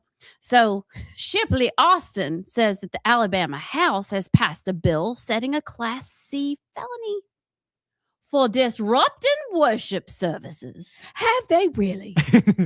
You think Don Lemon knows about this? I think he does, which is why he hasn't come here. I don't. Because he knows that we already carry our weapons. Has he been put in the slammer yet? I can't He's wait. out and about. Doing he was God at the knows Grammys, wasn't he? He was. Yeah. Now Doing I'm the sounding devil's like work. Forrest Gump. Okay, did you know? Okay, I'm going to try and keep going. Keep 'cause going. This is kind of Yes, fun. this is good. Keep going. Okay, so FedEx. Did y'all know FedEx is suing? Now I sound like, hold on, what's his name? You sound like the ladies. Cleveland from Family Guy. FedEx is suing. I don't know who that is. FedEx is You know suing. Cleveland? No, honey, You- I don't know who Cleveland Okay, is. well- But if you tell me, I can go find him. FedEx- Cleveland Brown. Is that his last name? Mm. All right, I got to get back in character. FedEx is suing the Trump administration for a full refund of the tariffs it paid. Really? But I think we should be getting those refunds. Yes, darling. Why FedEx? Well, they think they're special. But when we went to the post office to send Shirley our letter, Yeah. didn't we pay higher prices? And if we had to like overnight it, we had to pay FedEx. So I think we should get that refund. I agree with you. Hey, did you know? I didn't even plan this. Did you know that my next story, Don Lemon is being sued by a member of the Minneapolis church he stormed? Well, darling, I did see that story, but I didn't know because I figured you would include it in your In your In hot your- flash in news. your hot flash Amy news Beth, tell me what broadcast. he's suing him for because I don't know. Well, all I did, like yesterday, I read the headline, but clearly not carefully. So I just know that somebody is suing Mr. Lemon.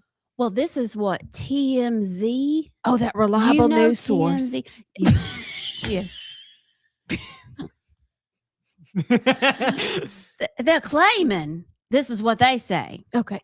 that she alleges that Dawn and others unlawfully interfered with her ability to freely exercise her religion in a private place of worship. And she is suing for an unspecified amount, claiming she suffered severe emotional distress, fear, anxiety, and trauma. Anxiety. I think she needs some gin. That would cure her. Let me tell you. We don't need to be suing everybody, but go after the Don Lemon. He deserves it. The devil. The devil. That's what that sounded like. The devil. Now I'm at Waterboy. It's okay. Everything's Mama the devil. Bobby Boucher. Bobby Boucher. Ba-ba-da-ba-ba-da-boo, ba-ba-ba. Okay, here's a good one, and then I'll stop because I think we have to move on. Yellowhammer News is Yellowhammer. Yellowhammer. You know the state bird Oh. is a Give 'em yellowhammer. the bird. I see that bird, and it's yellow. Do we? I'm trying to think. At our bird feeders, have you ever seen a yellowhammer? I don't even know. I think we have made up what our bird is, even though it is the state bird. Is it all yellow, or does it have some black? Because some of my birds have black. The yellow with Well, Allison, black and yellow, Allison, black and yellow, black and yellow. If your husband would buy you a bird buddy like mine did, then you can look at the birds and then you can tell Whoa, whoa, whoa! That's what what? comes to the. That is what Those comes to my bird are feeder. those yellow hammers or are those goldfinch? Because I think those my are daughter finches. gave me a finch feeder, No, it's a yellow and hammer. they quit coming to my house My house. Yes. That's a yellow hammer. Well, there's another version. Give us the other Look, version. he's talking like us too. JP. This is great. There's We can have a another whole version. Southern That series. doesn't really look. That does not look like a yellow hammer. Well, that's pretty though. That's a beautiful bird. That there bird. We haven't even gotten to the article Okay, yet. we're just Okay, darling. We'll go report on. back on the yellow hammer. But speaking of hammer, the Alabama House of Representatives, Speaker Ledbetter's house. Oh, yes. Yes. This is good. Good on him. I mean, good on him. They passed HB 360, What does that mean, darling? House Bill 360. Not to be confused with doing a circle. Creating an Or donuts. Creating an annual sales tax holiday on firearms, ammunition, and hunting supplies. After Republicans invoked cloture to end a Democratic filibuster. They passed it 73 to 29. The filibuster. So Good now we on see him. if the quote, what do they say? We are the, what does the Senate say? They are the most conservative chamber. Yes, they do. They say. Well, but the Senate kills all of our kitty porn bills. I don't think that's the right term. It's not kitty porn, but you know what I mean. Yeah, It's yeah. porn in the kids section. Yeah. So we'll see if the Senate can pass this firearms bill and we could all go shopping. Oh, wouldn't that be special? Yeah. Do we have any firearm sound on the board, young man? We don't have a firearm. We have a. That would be was- great. That was good, JP. Thank you. Thank you, ma'am. So that's all I've got for flash and hot news today. I hope I made our governor Meemaw proud. How about that? How about that? How about that? I did that. You did it. Next time we need to bring a trumpet. I'm exhausted. That took a lot of mental power on my part. We'll be back. To citizenship for those people who want to be active, productive members of our society, then I think that we'll see a change in a lot of things as it relates to the immigration problem that we have. What is success for a conservative attorney general in Alabama? What does that look like? Fighting for the people. It's always standing up for the right things, even when it isn't easy to do. I have a 4-year-old little girl and a 6-year-old little boy. I'm a mom. And I want to make sure, and I've always lived by that Girl Scout. I don't know if it's their motto or maybe we just got taught that in Girl Scouts. Leave a place better than you left it. And when I leave the DA's office, I want them to look back and go, it's much better. Look what she did. We're electronically, we've done so many things there. She's put the people away that needs to. And I think that a true, strong conservative attorney general is almost like, especially a female attorney general, is you're a mom. And you're taking care of your people in the state of Alabama. And that's what my heart is. I want to make sure my 4-year-old little girl, when she goes to the bathroom at Target, if she's by herself or Walmart, that I don't have to worry about a man being in there with her. I want to know that I played 3 sports. I think my son's going to be the musician. She's going to be the athlete. I don't ever want to worry that there's going to be a man competing with her or in volleyball or basketball or swimming. She loves to swim. So I want the people of Alabama to know that I will make sure that, because I have a family myself, that they can raise their families with values that correspond to how we live here in Alabama. And so why should, just piggybacking on that, but why should the people of Alabama vote for you? Look, I am not supported by special interests. I am not supported by these big businesses or this dark money. I am here for the people, period. I have given people my cell phone number all across the state. I'll give it right now, 256-390-5407. That's crazy. I was going to say, you're insane. It's the only number I've ever had my whole life. And the people in Blount County have it. I believe that office belongs to the people.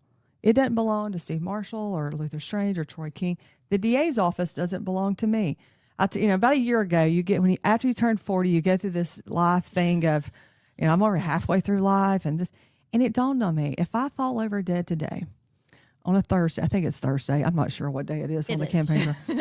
By Monday, they'll have a different DA sitting in that seat. Because guess what? That ain't my office. That's the people's office. And I want the people to know my door's open, my phone's open, and I'll talk to you. Look, I mean, people say that is insane. We got to be a little crazy to run statewide to begin with, number one. That's true, okay? too. It's true. But I care. And I was telling her earlier, I don't have to have this job. I have my retirement locked in. And so I can go to the House. Isn't that what we want from our elected officials? People who do not have to answer to special interests, who can stand up. And maybe that's why I'm not the chosen one of some of the special interests. I'll tell you no. Yeah. Okay. And so I'm here for the people. That's who I want to serve. I truly believe God called me to protect our families, protect our children, and make sure when you go to bed at night, you can sleep well. You get up in the morning, you raise your children, and not worry about is there a predator going to get them on the street? Are they going to have to worry about going to the bathroom with a boy? I truly feel called to do this, and God's got a plan for me regardless of the outcome. And I truly believe that it's to be the next Attorney General for the state of Alabama. So we're a little different around here. We like to end every show. JP has a little wheel, and we play Would You Rather every single show. Lord. Would you rather? We're not going to do that today. We kind of started thinking we should start playing Never Have I Ever, and then we were like, no, let's still do that one. Pass. We pass. So just a few fun questions. Absolutely nothing that has to do with politics. Okay. Just get to know Pamela Casey as a person, because I think people forget that y'all are human beings. We're real. Like you're just people. So, what's your favorite all-time book? Probably Where the Red Fern Grows. Oh, that's a good book. And I want my son to read it right now, but he's real tenderhearted, and I'm like, Yeah, he won't recover. Yeah.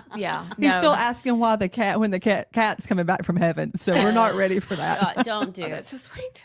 Okay. Yeah. What daily task annoys you?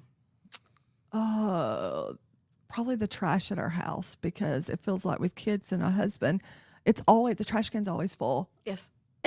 You just stare at it. You And I'm always like, I'm one of those wives that pushes much of it out as I can. Same. I don't want to do this again. Oh, for the love. I've already been out once. That's so funny. What trait do you value the most in friends? Honesty. Honesty. Okay. I mean, you lie to me, I'm probably like, it's hard for me to trust you again. So honesty is really important. Like, look, be honest. If you think you're going to hurt my feelings, hurt me. At least I know you were honest and you didn't lie about it. Oh. Okay. This is super fun. What was your childhood nickname? Okay. My name is Pam. Okay. We're just going to leave it there. If you think it rhymes with Pam. Okay, you guys. Good news. JD Vance. Oh, This is just a we're little dip. serious. This is just a dip before we do the 3 at 4:30. Here's the dip. 33 minutes ago, Vice President JD Vance and Dr. Oz, this is fabulous news, just halted $250 million in federal Medicaid payments to Tim Walz's Minnesota until the fraud stops once and for all. That's $250 million? $250 million.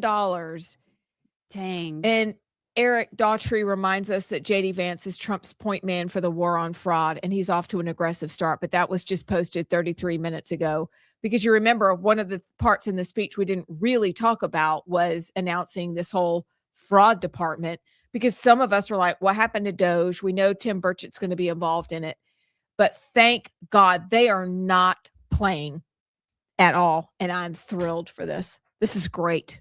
JD Vance last night was so cute when he announced that. He was like a little boy. Did you see him stand up like, yeah, I'm the president of fraud. I'm going to take down the terrorists and the war on fraud. It was really kind of cute. Okay. What? Y'all know the JD Vance meme, obviously. Yes. Okay, hold on. The hair? Yeah. Last year, or last State of the Union, somebody made a meme of I gotta find it. It was a meme of like that JD Vance sitting behind Trump with Mike Johnson. I gotta find the picture and put it up. But that's all I could think of last night when I saw JD. I can't even actually see JD. Like so. Where he looks like a garbage pail kid. Do you even know what a garbage pail kid is? Allison, he doesn't know what that means. He said yes. He looks just like the garbage pail kid that had the boogers. I'm gonna have to. Okay, keep talking. But I'm gonna have to find the picture and put it up. But he was really. He looked like a proud dad in that moment. It was fantastic. Good for him. I do have a question. Mm-hmm. Did anybody get any kind of vibe from Marco when Trump said something about him last night? Okay. Is this the circle of trust? Yes. Yeah. Nobody's listening. Nobody's listening. Just the three of us voted for Marco Rubio in the 2016 primary. And I always felt kind of shame about that because, well, he was kind of a biscuit for a while. But last night, I loved that moment. Mm-hmm. The man doesn't seem to care about the spotlight. He doesn't seem to care about recognition. He just he didn't even want to stand up. He's like, just let me at him. Let me do my thing. Can we all just move on? What did you think? I thought it was incredible. I thought in that moment, I went, oh, this is the moment where he's decided I am going to run for president. And can you imagine if JD and Marco are together somehow and figure out their power team? I'm like, this is unstoppable. But I thought in that moment, because you're right, there was this humility about him, but a rugged determination in his eyes that I thought, oh, wow. You're looking at number 1 and number 2, and I don't know in what order. Wow. Very astute observation. I think there's some sizing each other up and some posturing probably behind the scenes between JD and Marco for 2028 for sure. Though I've heard that Marco is the funniest one in the cabinet. He seems like a funny guy. Yeah. So you could be right. You may be right. I'm sure there's posturing. But where does Katie Britt fit in? Katie, you know what? She might be a good Secretary of State. Ooh, yeah. She is a great like negotiator. Condoleezza? Yes. Like, I feel like she could halt global wars.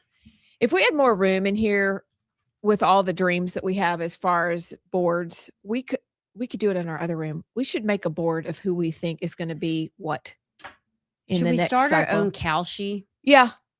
Where you don't win money, you just win attaboys and maybe cookies. Some respect. Yeah. Always cookies. We could get Cookie Fix to sponsor like our weekly, what do you call it that makes it legal? It's like predictive market. Predictive. Yes. It's not gambling. Yeah. It's just predictive. We don't You're believe just in that. predicting. No. My goodness. No, we're like mothers. Mothers always predict. We know what's going to happen before it happens. Yeah. And I told you and Red from Tony, don't give your money up. I don't think either of you won anything yesterday. Nope. I just lost $25. Oh, Yeah. Sorry. I should have hedged my bets. I should have made some other bets. Gosh, I'm going to find this meme and it's going to kill y'all. I can't wait. He I did can't have on wait. blue, and I think in the meme he has on blue too. Hair. Didn't he go as that as He Halloween? did it as Halloween, yeah. It's funny. Okay, we'll be back with the 3 at 4:30. I got to find a story, but I'll be working on it. Don't you worry. We'll be right back.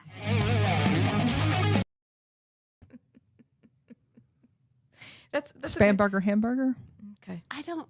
Yes, it was spam. I had. Okay. And I just said this now, Ham? like all over the state, like Spam was terrorized by a little PE teacher back in the day. Spam the bam, the hamburger, spam burger hamburger. What? Yeah, that's why forever. Bless it. Teacher? Yes, but I love him. I mean, I still his daughter when I graduated together. But I mean, and my high school math teacher Sorry would to be bring like, it up. last night I had a sandwich. It was the best sandwich ever. It was a spam burger. That's funny.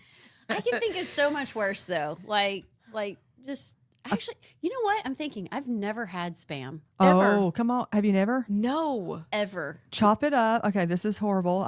This is is a- the No, poor, do this tell. is the poor girl in Pamela. Okay, dice it up, fry it, make some rice, and mix it together. It's excellent. Okay, I think they eat a lot of spam in Hawaii, and that's Yeah. what they do. They put it over rice with like some Oh, mustard or it's something. good. Okay. Well, I we're love going to have spam. to explore that JP's space. nodding. You like the spam? Okay. Okay. See? All right. Something new. Oh yeah. Okay. Outside of Attorney General, outside of politics, what's your dream job? Oh, I don't know. I told my husband the other day, I think I'd be okay if I got a job at Walmart right now and just put some earbuds in and they would let me stock the shelves because I wouldn't have to answer to anybody. Like, just give me a manual job to go. Okay. What would I do? You just gave out your telephone number. They'd still be calling you. Yeah. At Walmart. Yeah, they may. Maybe, teaching. I teach at the law school and have for on and off for about 20 years. I love teaching. I love sports. So in a school, because I think at the end of the day, our most formative years are kids in school. And if you can be a good influence and work with them, my husband's a teacher. I think I would enjoy probably teaching or a doctor. I mean, come on, I could go. I'm one of those people that could have 20 lives. Yes. Be a doctor, a lawyer, a teacher. Could do anything, but you'd go with teacher. Yeah. Thank y'all for joining us today. We hope you really enjoyed the podcast. Please like, share, subscribe. And if there's an option, give us a thumbs up or a 5-star review. We really appreciate it. See y'all. Me, Beth Shaver, with Allison Sinclair, and we are joined by Admiral Brian Christine, who is the Assistant Secretary for Health at HHS. And it is a thrill and it is an honor, sir, to have you here. Thank you. Oh, it's a privilege to be here. It is so fun to have come back home to Sweet Home, Alabama, to come see my family and to do this, to work with y'all, to do this podcast, to help get the messaging out that we need to, so the American people know the good things that we're doing in Washington, the good things that Secretary Kennedy and President Trump are doing. And so as we start off, I have to give a shout out, obviously, to our president and to Secretary Kennedy, because they are working so hard to make this country healthier than she's ever been, to make Americans stronger than we've ever been, to make America great again. So thanks for the opportunity. So before we jump into those values issues and talking about making our country healthy again, which is such a relief, could you tell those who may not know you or have heard about you, because you are a legend, a little bit about your background? Sure. As we jump in. Yeah, absolutely. So I was born, my father was in the Army. I was born in what used to be West Germany. Now, if you're old enough like me, you remember that one time there was an East and a West Germany during the Cold War. My father was a tanker. In other words, he was in armor in the Army, tanks. And we had a lot of armor assets deployed along the East-West border during that time. I was born in 1963, really the height of the Cold War.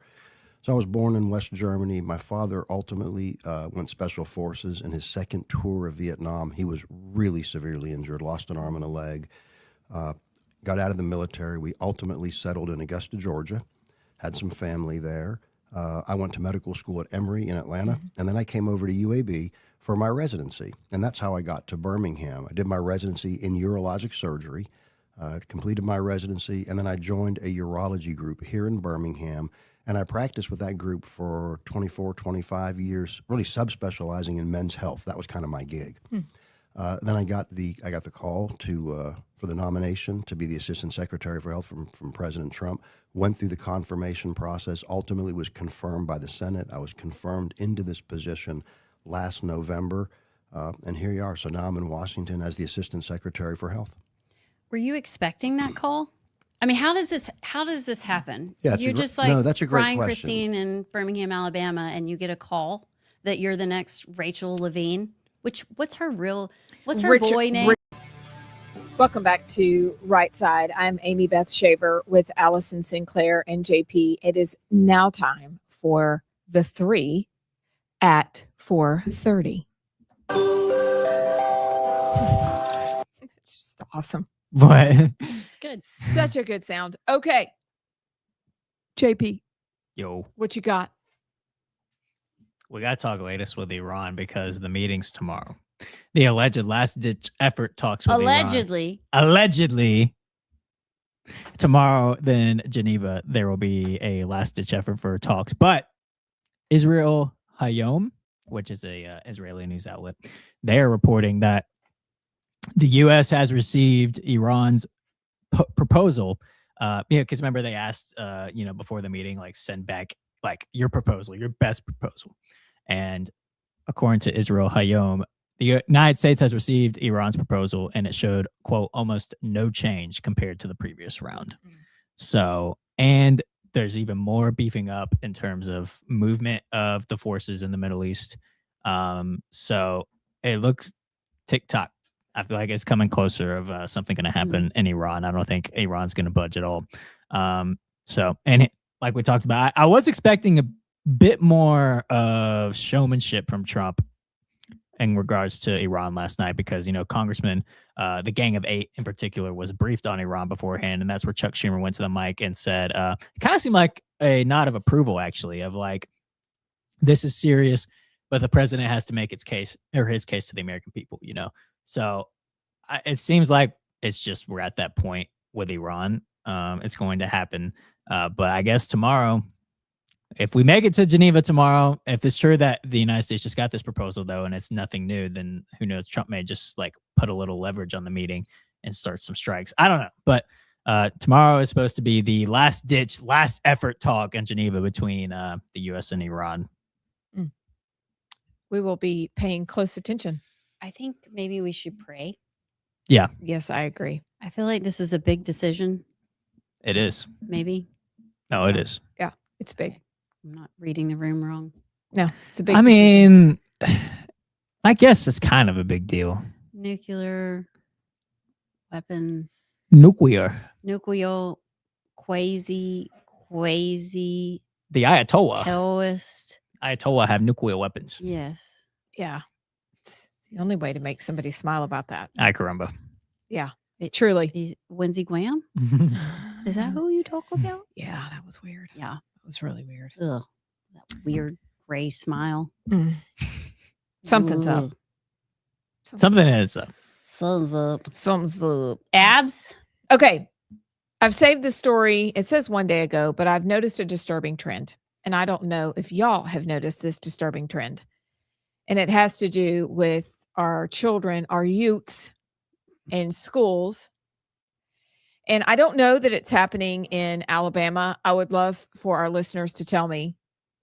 I can't imagine that it would. But the problem is, in these schools where this is happening, they didn't imagine that this would happen either. And it is this. I'm because scared. we were speaking of Virginia. Like, what else can we come up with? Oh, this is going to be bad. You're not going to like this. So this girl on the X says that it catches my eye because she said, same at my twins' middle school in Prince William County, VA. Schools set up dedicated prayer room and supervised times for Muslim students during Ramadan, but request the same for Christian prayer, and suddenly the separation of church and state happens. And then I found another disturbing trend, this one in Charlottesville, where the Muslim students are getting special treatment at Charlottesville High School and Middle School. They have prayer rooms for Muslim students. Ramadan meals are being sent home. Christian, Hindu, Jewish, Buddhist students don't appear to have prayer rooms or special meals. Charlottesville City Schools says it's going the extra mile to meet the needs of Muslim students, according to CBS 19 News. If this is disparate treatment, it's something the U.S. Department of Education and Civil Rights could look at. So, prayer rooms, what they're saying is that even before Ramadan begins, we support our students who need to pray. So we provide a space for them in our building, the principal of the middle school in Charlottesville said. Now, I know this seems far away, but I also know what we had to fight off in the fall of 2025. But we also have a new coffee shop basically opening up right near my house. We have churches that have been defunct churches being bought up by Islamic communities, and they are taking them over. That's in Alabama. And this perhaps is just a warning, but this is what's happening in Charlottesville, Virginia. It's happening in Texas. I don't know if you've seen the kids praying in Texas during Ramadan. And maybe it's just me, but I was very disturbed by this trend that I've noticed over the last week or so, but especially these stories coming out of Charlottesville and then some images that I've seen from Texas. Like, what in the world? We're told separation of church and state. Right. and they are given carte blanche to do whatever they want. Yeah, I think too. I mean, okay, let's think about this on a practical level. If you have to pray 5 times a day, I mean, are you coordinating your prayer during class change? I know there's set times. So, do these kids get a pass out of class to go and pray in their prayer room? And if so, why can't Christians who can pray anytime? Why couldn't they get a pass to go pray anytime? So, do you think the federal government will get involved in this or no? Is this just where we are? And if no, I mean, why are we so accommodating to the Muslim community? Why them? Well, is it because they'll kill us all? Fear is at the heart of it, but I'll save this for another day. But halal meat is more places than we realize, and it's in schools. So we are bending over backwards. It's a specially prepared type of meat and blessed and whatever. But I saw that last week too, along with all this is going on. They will not stand up to them because they're terrified of what they will do to them. Do you think the Muslim community is advocating just on their behalf, or do you think they are measured and rational in saying, look, we don't want special treatment, give the Christians a room, we just want to be able to do this and have our space? Or do you see what I'm saying? There's a way you could approach it and try and be fair. I don't know in this specific case, but the overall sentiment is no. We are the infidels. You know what's funny though?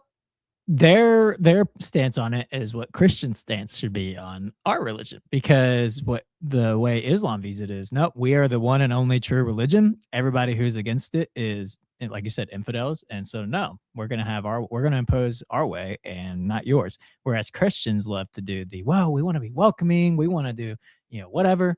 Whereas we should have the same fervor of ours is the only true religion. Jesus is the only true God, and so we should have that same fervor like Islam does. Like I said, I don't know in this specific case, but overall, no, the sentiment is it's their way and that's it. So could we start just asking for the same things they do? Why, yes. Yes, we should. But it probably won't happen. Even in Alabama. Well, there's a bill. I don't know if y'all saw, I think it's HB 178 that's in the Alabama House that they're trying to work on currently that would require the 10 Commandments to be displayed in all public K through 12 schools in Alabama. Sorry. Well, I was just going to say, if you notice the reaction to it from the liberals of Alabama, it's separation of church and state. You're enforcing your religion, even though the 10 Commandments is more than religious. It's like a basic legal foundation for everybody globally, but that is the argument against it. It's separation of church and state. But I don't know. I hope HB 178 gets passed in Alabama, but that would be a great start. Also, they did pass, and religious instruction is allowed at school, but you have to ride in a bus to go somewhere to have that 1 hour long Bible study, and then you can come back. But why do they have to leave school at all? Because what if kids come in Alabama schools like Hoover or Huntsville or Mobile and say, no, we want this? They would bend over backwards to give this to them. And meanwhile, we had to fight, and thank Will Ainsworth really worked hard on this to get even kids to go off to receive an hour of religious instruction and then back to school. They have to leave. So we need to pay close attention to this. Is that the LifeWise? Yeah. Is that what it's called? Okay. Yeah. I remember that. That doesn't seem we're afforded the same accommodations ever. And I'm kind of tired of it. It's exhausting.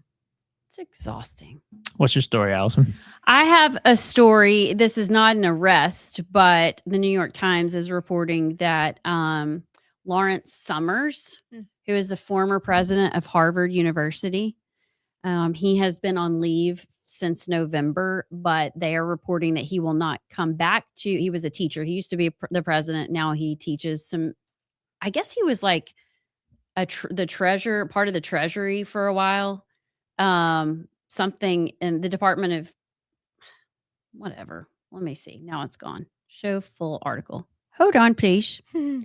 But he, U.S. Treasury Secretary, Mr. Summers, is now resigning, and apparently it is over his relationship with Jeffrey Epstein. And now it seems maybe the chips are starting to fall more and more. I mean, you have the former president of Harvard, which is anybody shocked? No. That is mentioned and is being pressured to resign. Still not an arrest, but this is huge. And just these higher education, they're so smart. Corrupt. I mean, they are so embedded in this whole global, nasty, elitist cabal. And I love it. I'm very happy. They are Same. being exposed. Sad that our government won't do it. Well, did y'all see? I don't know if this is true or not. Allegedly, there was unconfirmed X accounts claiming that right before the State of the Union, apparently on the dark web, a full unredacted Epstein file package was released. JP, I'm going to need you to go find that. Don't go on the dark web. Don't go on the dark web, but just go find that. I'm not a traveler on the dark web, but people on Twitter were claiming that literally right before the State of the Union, the full unredacted Epstein files were put out. Like I said, I don't know if that's true, but there is rumors. I have a question. How do you get on the dark web? I mean, I consider the dark web as like 4chan, 8chan, like those. I mean, you just type boop boop boop, type that in. No, No, you have to have a special. It's not like the Wayback Machine. Okay, It's not like that. I feel silly, but I don't know. Like when people say that, like Yeah, you don't want to know. It's like playing with Ouija boards. Just I don't do it. Yeah, do not step foot in the dark web. No, I will Yeah. not. I will not. But We'll anyways. surely die. But if somebody could send us the unredacted, no, actually, I don't mean that either. No, yeah, we don't want that. I don't want that either. I take that back. Just tell us what's in there. Reel that lure back in. So To a is certain there a list? And what did the DOJ that put out then? If this is, the one that had Marilyn Monroe and Elvis Presley on it. Well, I mean, the DOJ, there was, I did see something about that. I mean, there's still 3 million files they didn't even put out at all. That's true. So I think it's all 6 million files, all unredacted was the claim. That was Pam Bondi's way of trying to be petty. Like, she put out every single name that was mentioned in the unredacted files that was even mentioned. Like, Epstein and Bill Clinton listened to Elvis Presley while they were flying on the plane to Epstein Island, and they talked about how hot Marilyn Monroe was. Oh, Bondi. Okay, so then she puts in that that Elvis Presley and Marilyn Monroe were in the files. Does that make sense? Yeah. And they try to, she Yeah. tries to discredit the name, but they also got Les Wexner as a co-conspirator. And there's both sides of it. Come on, man. But at least there are being arrests It's true. being made. No, not here. Well, not here yet. Yes. But globally. We're just resigning. Lots of people resigning. Take a break. What do you have? JP, I need you to focus during the break and find some good. Really Would good. you rather? Never have I ever. Got it? I got you. Not bad. I got you. And yesterday wasn't bad, but Not never have I ever urinated in the shower before. That's awkward. did you not see how quickly I moved on from that the other day? And I thought it was dead and gone. And here you go again. I'll say it again. And then we go straight to break. Everybody pees in the shower. Richard Levine. You're That's exactly Richard. right. Yeah. Yes, I am President Trump upgrade from Richard Levine. We would say there so. you We're go. very grateful Yes, for you. Yeah, exactly. And I really think, listen, I think one of the reasons that President Trump nominated me and that Secretary Kennedy wanted me in the position is because I practiced medicine on the front lines. I was kind of a Main Street doctor. And I think they liked the idea of having someone who really understood medical care and delivery from a Main Street level. I think personally, I think also one of the reasons that President Trump wanted me in this position, because there's really not another visual that shows the difference between the horrible Biden administration and the really righteous and good Trump administration, and the fact that you have me in the same position as Levine. I'm a man who wears men's clothing, and that really says all you need to know about the last administration and this administration. For I always thought he could have done a better job, like zhuzhing it up a little bit. Like it was like he put on some earrings and a dress, and that was it. Like, but we can work a little harder. But I think America, the juxtaposition is overwhelming from what y'all are doing versus what he was doing. Well, no, exactly. When you look at Levine, I mean, again, his agenda was, no question about it, the transgender and minors agenda was so important for him. All he wanted to do was to tell little boys they could be little girls, little girls they could be little boys, and then recommend castrating surgeries, castrating chemicals, hormones, and do irreversible harm to these kids. So if you go back and look at what he talked about, mostly that was it. I mean, Levine advocated for removing any kind of age restriction on transgender treatment in kids. He advocated for those sex-rejecting surgeries. That's what we call them. People say transgender surgery. No, in this administration, we talk about sex-rejecting surgeries and procedures because that's what they are. And that was his big focus, right? I personally believe he was in that position as a statement. I personally believe he was in that position to be an eyepiece, not because he really cared about the health of the country. So I'm really happy to be in this position to be able to reverse and to right so many of the wrongs that the last administration and Levine, perpetrated on the country. So in this position, you're able to do a lot of good. Could you talk to us about your roles and responsibilities? Sure. As the Assistant Secretary for Health, you have kind of a 3-level role. One is to help form healthcare policy, to work across the different divisions of the Department of Health and Human Services, to work with the CDC and NIH and FDA, and work with HHS leadership to help form healthcare policy. So we help form the policy. We help implement that policy. There's also a communication role, which really appeals to me, in that we help to communicate the policy to healthcare establishments, healthcare providers, and to the country at large. Okay, the Surgeon General falls under the Assistant Secretary for Health. So when we have our new Surgeon General in, and I'm happy to say that Dr. Casey Means will be having her hearing before the Senate on the 25th of this month, I believe. She'll be an amazing Surgeon General. We're going to work so well together. But together we'll be advancing the message of the Department of Health and Human Services and President Trump to the American people. So there's that communication aspect to the role. And then also, the Assistant Secretary for Health can serve as a civilian, or they can do as I did, which is request commission from the president. So I have been commissioned as the senior admiral at the Public Health Service, specifically the Commission Corps. So you have the U.S. Public Health Service, and then you have something called the Commission Corps, and these are commissioned officers. I'm a 4-star admiral. I lead the Commission Corps, and so one of the other roles I have is as a flag officer and admiral is to lead the Commission Corps of the Public Health Service, and that's about 5,400 doctors, nurses, pharmacists, therapists. Believe it or not, we've got a few veterinarians in there as well, dentists, dermatologists. We are Secretary Kennedy's tip of the spear strike force for public health initiatives. And it's really a privilege to wear this uniform. It's a privilege to receive the salutes that I receive from other members of other uniformed services and my own officers. To wear this uniform is a privilege, but that's a big part of what I do, is to lead the Commission Corps, because we really are the edge of the knife, the tip of the spear for public health in the United States. And I have officers deployed other parts of the world as well, primarily in the U.S. We work at Guantanamo Bay, for instance. We work with ICE agencies. We work with DHS. We supply doctors and nurses to the Indian Health Service, which is a big role. We have officers that work at FDA, work at CDC. They're out in community health centers. So we're all over the place, but that's part of my role as well. Wow. That's a lot of people. It's a lot of people. I had no idea. It's a lot of people. And these officers, these are good men and women. These are good men and women who want to serve, who care about this country. And one of the things I have been told by officer after officer is they said, we are so happy that we have a new Assistant Secretary for Health. We're demoralized by our prior Assistant Secretary because we... Welcome back to Rightside as we conclude our day, like we always do, with great questions from JP.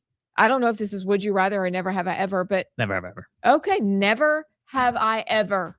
Hands up. Hands up, everybody. And then you got to, if you want to. Okay. All right. the story about when you did such thing, because I have a feeling we've all done these, but never have I ever rolled somebody's house. Oh yeah. Yes, sir. Oh yeah. Do you have a good story? I got a couple. This is the most recent story was actually after an Auburn win. Not very often. I'm just kidding. It was a long time ago. A long time ago. In a land far away. We actually rolled our own house.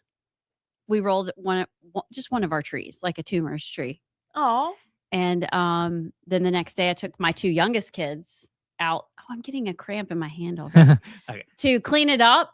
And we were putting all the toilet paper in the plastic trash can. And I told one of them, Jeb was probably 10. I was like, look, light the toilet paper on fire. And that way it'll go up in the tree. Or I didn't say go up in the tree. I said, light the toilet paper on fire. Genius lights the toilet paper on fire in the trash can, and I turn around and the entire trash can is on fire. Oh my gosh. Melted a hole in it. I had to take the trash can and throw it in the pond that was next to the tree. But anyway, I will not be rolling my house again. That's crazy. Yeah. Did you get caught by the cops or something? No. Well, we had Wildcat games for football every summer where it was the last week of summer workouts. We would Yeah, it yeah, hurts. put your hands down. Okay. And Thank you. we would it'd be a bunch of games as like the last week, but the night before we would always spend the night as a whole team at somebody's house, and we'd always do some crazy stuff, like some mailboxes may have been taken down. But so That's a federal offense. the week before, one of our friends, his girlfriend dumped him. Oh no. And we were like, and we kind of split off, like the seniors did their thing, whatever. And we were like, juniors, we're rolling her house. And we went, we found her house, we started rolling it. Me and said friend were in the backyard and at one point had to hide under a car as the dad suspected something and came out. And the moment that he went back inside, everybody was waiting on the curb for us. And we were in the backyard and everybody was in their cars ready. And we take off and we run. My friend eats it running up the driveway, hurts his knee. And I'm like, go. But yeah, it was a successful roll. What street? What? Was it near where you never mind. I'll ask you Somewhere later. southeastern Huntsville. Yeah. Okay. Yeah. All right. Why would you go in the backyard? That's never a Because good we were strategy. like, we got to get all the bushes in the Okay, bag. We got to okay. make it. Y'all were as bad. serious. Y'all were Ambitious. dedicated. Uh-huh. Abs, I Okay. bet you've never rolled a yard. My mom took me when I was in high school to roll yards. That's kind of fun. Whoa. She was fun. Wow. Yeah. Did you get caught? No. Okay. We were very fast and very quiet, which is shocking for the group of girls she took to do this. And then we've been rolled several times. Molly got rolled, but it's fun to roll. I like it. I hate taking it down. Yeah, Makes that's you not fun. really, really angry. It's exhilarating. Maybe we could make that a team bonding event someday. Roll somebody's house. Yeah. Yes. It's so fun. Yeah. Let's do I it. love it. Who are we gonna do? Somebody in the state house. Roll the state house. Roll the governor's mansion. Oh my gosh. That would be hysterical. Let's do it. We Now can't. we just told Yeah, yeah, yeah. everybody. No, Allegedly. the bandits. Allegedly. The wet bandits. That would be so funny. We're doing it. Hold on. Now I'm thinking through this. Oh gosh, Oh, this we're is doing dangerous. it. This is happening. If there's toilet paper on the governor's mansion next week, it was not us. We just stopped by for a Kay minute. would not like that at all. She would say, it's just a mess out there. Those hooligans. But I like the idea. We're going to think upon these things. We'll see y'all tomorrow.